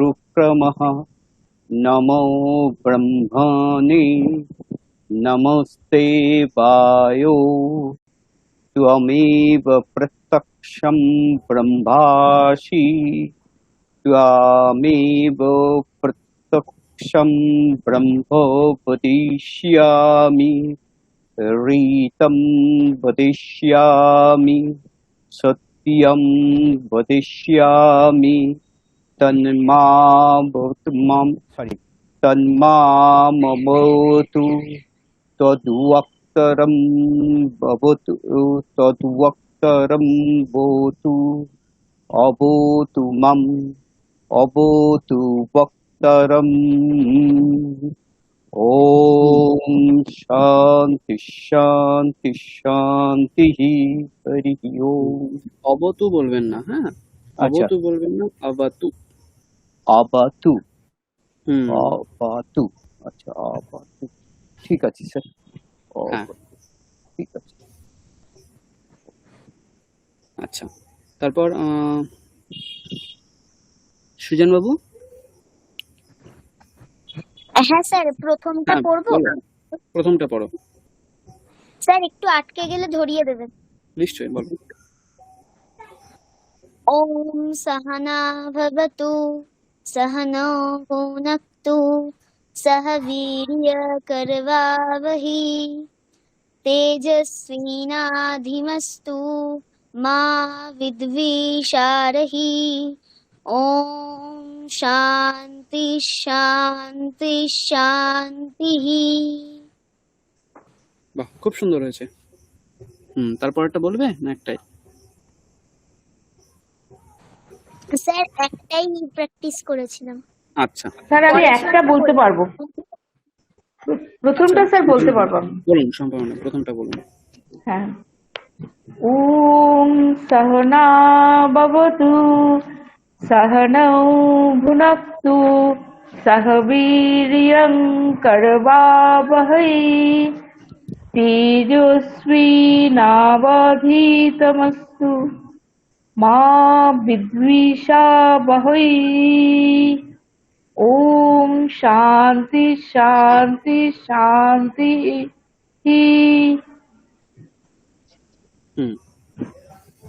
তনুশ্রী ম্যাডাম পড়বেন? স্যার এটা বলবো আমি? হ্যাঁ স্যার, হ্যাঁ, বলুন। বলবো। তনুশ্রী ওম ম্যাডাম বলুন। হ্যালো স্যার, বলবো? ওম নিবেদিতা সহনা ম্যাডাম আপনার কাছে পরে আসছি, ভবতু তনুশ্রী ম্যাডাম পড়ুন। আচ্ছা আচ্ছা আচ্ছা, ঠিক আছে। ওম सहना भवतु सहनौ भुनक्तु सह वीर्यं करवावहै तेजस्विनावधतीमस्तु मा विद्विषावहै ॐ शान्ति शान्ति शान्तिः ॐ হুম शामिनो मित्रः शामवरुणः शामिनो भवत्वर्यमा शामिनो इन्द्रबृहस्पतिः शामिनो विष्णुरुक्रमः नमो ब्रह्मणे नमस्ते वायो त्वमेव प्रत्यक्षं ब्रह्मासि त्वमेव प्रत्यक्षं ब्रह्म वदिष्यामि ऋतं वदिष्यामि सत्यं वदिष्यामि तन्मावतु तद्वक्तारमवतु आवतु मम् आवतु वक्तारम् ॐ शान्ति शान्ति शान्तिः হুম ঠিক আছে, স্যার খুব সুন্দর। স্যার একবার একটু আপনি বলবো স্যার? হ্যাঁ বলুন। হ্যাঁ স্যার। ॐ यश्छन्दसामृषभो विश्वरूपः छन्दव्योद्यमिता संव्यभूव समिन्द्रो मेधया स्पृणोतु अमृतस्य देवधारणो भूयासं शरीरं मे विचर्षणं जिह्वा मे मधुमत्यमा कर्णाभ्याम्भूरिविश्रुवम् ब्रह्मणा कोशोऽस्ति मेधया विहितः श्रुतं मे गोपाय ॐ शान्ति शान्ति শান্তিः। স্যার হয়েছে স্যার? হুম ঠিক আছে, খুব সুন্দর হয়েছে। পরের দিন আরো প্র্যাকটিস করবেন, এগুলো ভালো করে শুনবো আমি সবার কাছে, ঠিক আছে?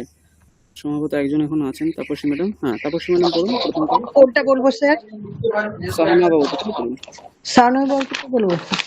হুম हरि ओम सहना भवतु सहनौ भुनक्तु सह वीर्यं कारवावहै तेजस्विनावधितमस्तु मा विद्विषावहै ओम शांति शांति शांतिः। আর একটা বাহ পড়বো স্যার? পড়ুন। কোনটা পড়বো স্যার? ইয়াস ছন্দসটা তারপরে পড়বো? কে পড়বে? শূন্য আচ্ছা মিত্রটা পড়ুন। আচ্ছা ঠিক আছে। ওং শন্নো মিত্রঃ সন্বরুণঃ সন্নো ভবতর্যমা সন্নো ইন্দ্র বৃহস্পতিঃ সন্নো বিষ্ণুরুক্রমঃ নম ব্রহ্মণে নমস্তে वायो तमेव प्रत्यक्षं ब्रह्मासि त्वामेव प्रत्यक्षं ब्रह्म वदिष्यामि ऋतं वदिष्यामि सत्यं वदिष्यामि तन्माम् अवतु तद्वक्तारम् अवतु माम् अवतु वक्तारम् ओम शांति शांति शांतिः हरि ओम। বাহ ঠিক আছে, এক জায়গায় ভুল হয়েছে স্যার, বুঝেছি আরেকটু সেটা। প্র্যাকটিস করুন, ঠিক হয়ে যাবে। হ্যাঁ হুম ঠিক আছে তাহলে, স্যার বলবো কি স্যার? আচ্ছা নিবেদিতা ম্যাডাম, হ্যাঁ পড়ুন। হ্যাঁ স্যার, আমি প্রথমটাই বলছি। ঠিক। ওম সহনা ভবতু সহনৌ ভুনাক্তু সহ বীর্যং করবাবহৈ তেজস্বিনাবধিতমস্তু মা বিদ্বিষাবহৈ। ওম শান্তি শান্তি শান্তি। হরি ওম। ঠিক আছে, খুব ভালো বলেছেন। তো ধন্যবাদ। এভাবেই সকলে প্র্যাকটিস করুন। রেকর্ডিং তো ইউটিউবে রয়েছে, সেটা শুনে শুনে প্র্যাকটিস করুন। আগামী ক্লাসে আমি আবার সকলের কাছে শান্তি মন্ত্র শুনবো এবং আশা করব যে এই অক্ষর যেগুলো আমরা শিখলাম আজকে, বর্ণ পরিচয়গুলো, সেগুলো সকলে প্র্যাকটিস করবেন। হ্যাঁ স্যার বলো। স্যার বলো, শুনতে পাচ্ছি। চ্যানেলে হ্যালো। হ্যালো, হ্যাঁ স্যার হ্যাঁ। ইউটিউবে কোন চ্যানেলে? আমি চ্যানেলটা গ্রুপে তোমাদেরকে পাঠিয়ে দিচ্ছি সকলকে, ঠিক আছে? আচ্ছা ঠিক আছে। ঠিক আছে, তাহলে এই পর্যন্তই থাকবে। সকলে আজকে যেগুলো পড়ানো হলো প্র্যাকটিস করবেন, আগামী ক্লাসে সেগুলো আমি সকলের কাছে শুনবো, ঠিক আছে? শান্তি মন্ত্রগুলো শুনবো সকলের কাছে। স্যার আমরা শান্তি এখানে শেষ, মন্ত্র তো সব কটাই থাকবে স্যার, মানে যে কটা আছে এখানে বইয়ে? যে কটা পড়ানো হয়েছে সে কটাই আমি শুনবো। ও কটা পড়ানো হয়েছে স্যার একটু বলবেন? এই তো প্রথমটা, তারপর দ্বিতীয়টা, হ্যাঁ। 6টা সম্ভবত পড়ানো হয়েছে। এটা পড়ানো হয়েছে, এটা হয়েছে, এটা হয়েছে, এই পর্যন্ত হয়েছে, এই 6 পর্যন্ত, ঠিক আছে? আচ্ছা, তচ্ছন্দ যোগা বৃণী মহে, এইটুকু। হ্যাঁ, স্যার কতগুলো পড়ানো হয়েছে আর একবার বলবেন? এই তো 6 পর্যন্ত, তচ্ছইও রাবৃণী মহে পর্যন্ত, এই অবধি। আচ্ছা ঠিক আছে। ঠিক আছে, সকলকে শুভরাত্রি স্যার। রাত্রি সকলকে আমি শান্তি পাঠ করে ক্লাস শেষ করছি। হ্যাঁ ঠিক আছে। ওম শান্তি শান্তি শান্তি। হরি ওম তৎসৎ। শ্রীরামকৃষ্ণার্পণমস্তু। সকলে ভালো থাকবেন। শুভরাত্রি সকলকে। এখানেই ক্লাস শেষ করছি। Good night. শুভরাত্রি গুড স্যার। নাইট। শুভরাত্রি স্যার। Good night. শুভরাত্রি স্যার।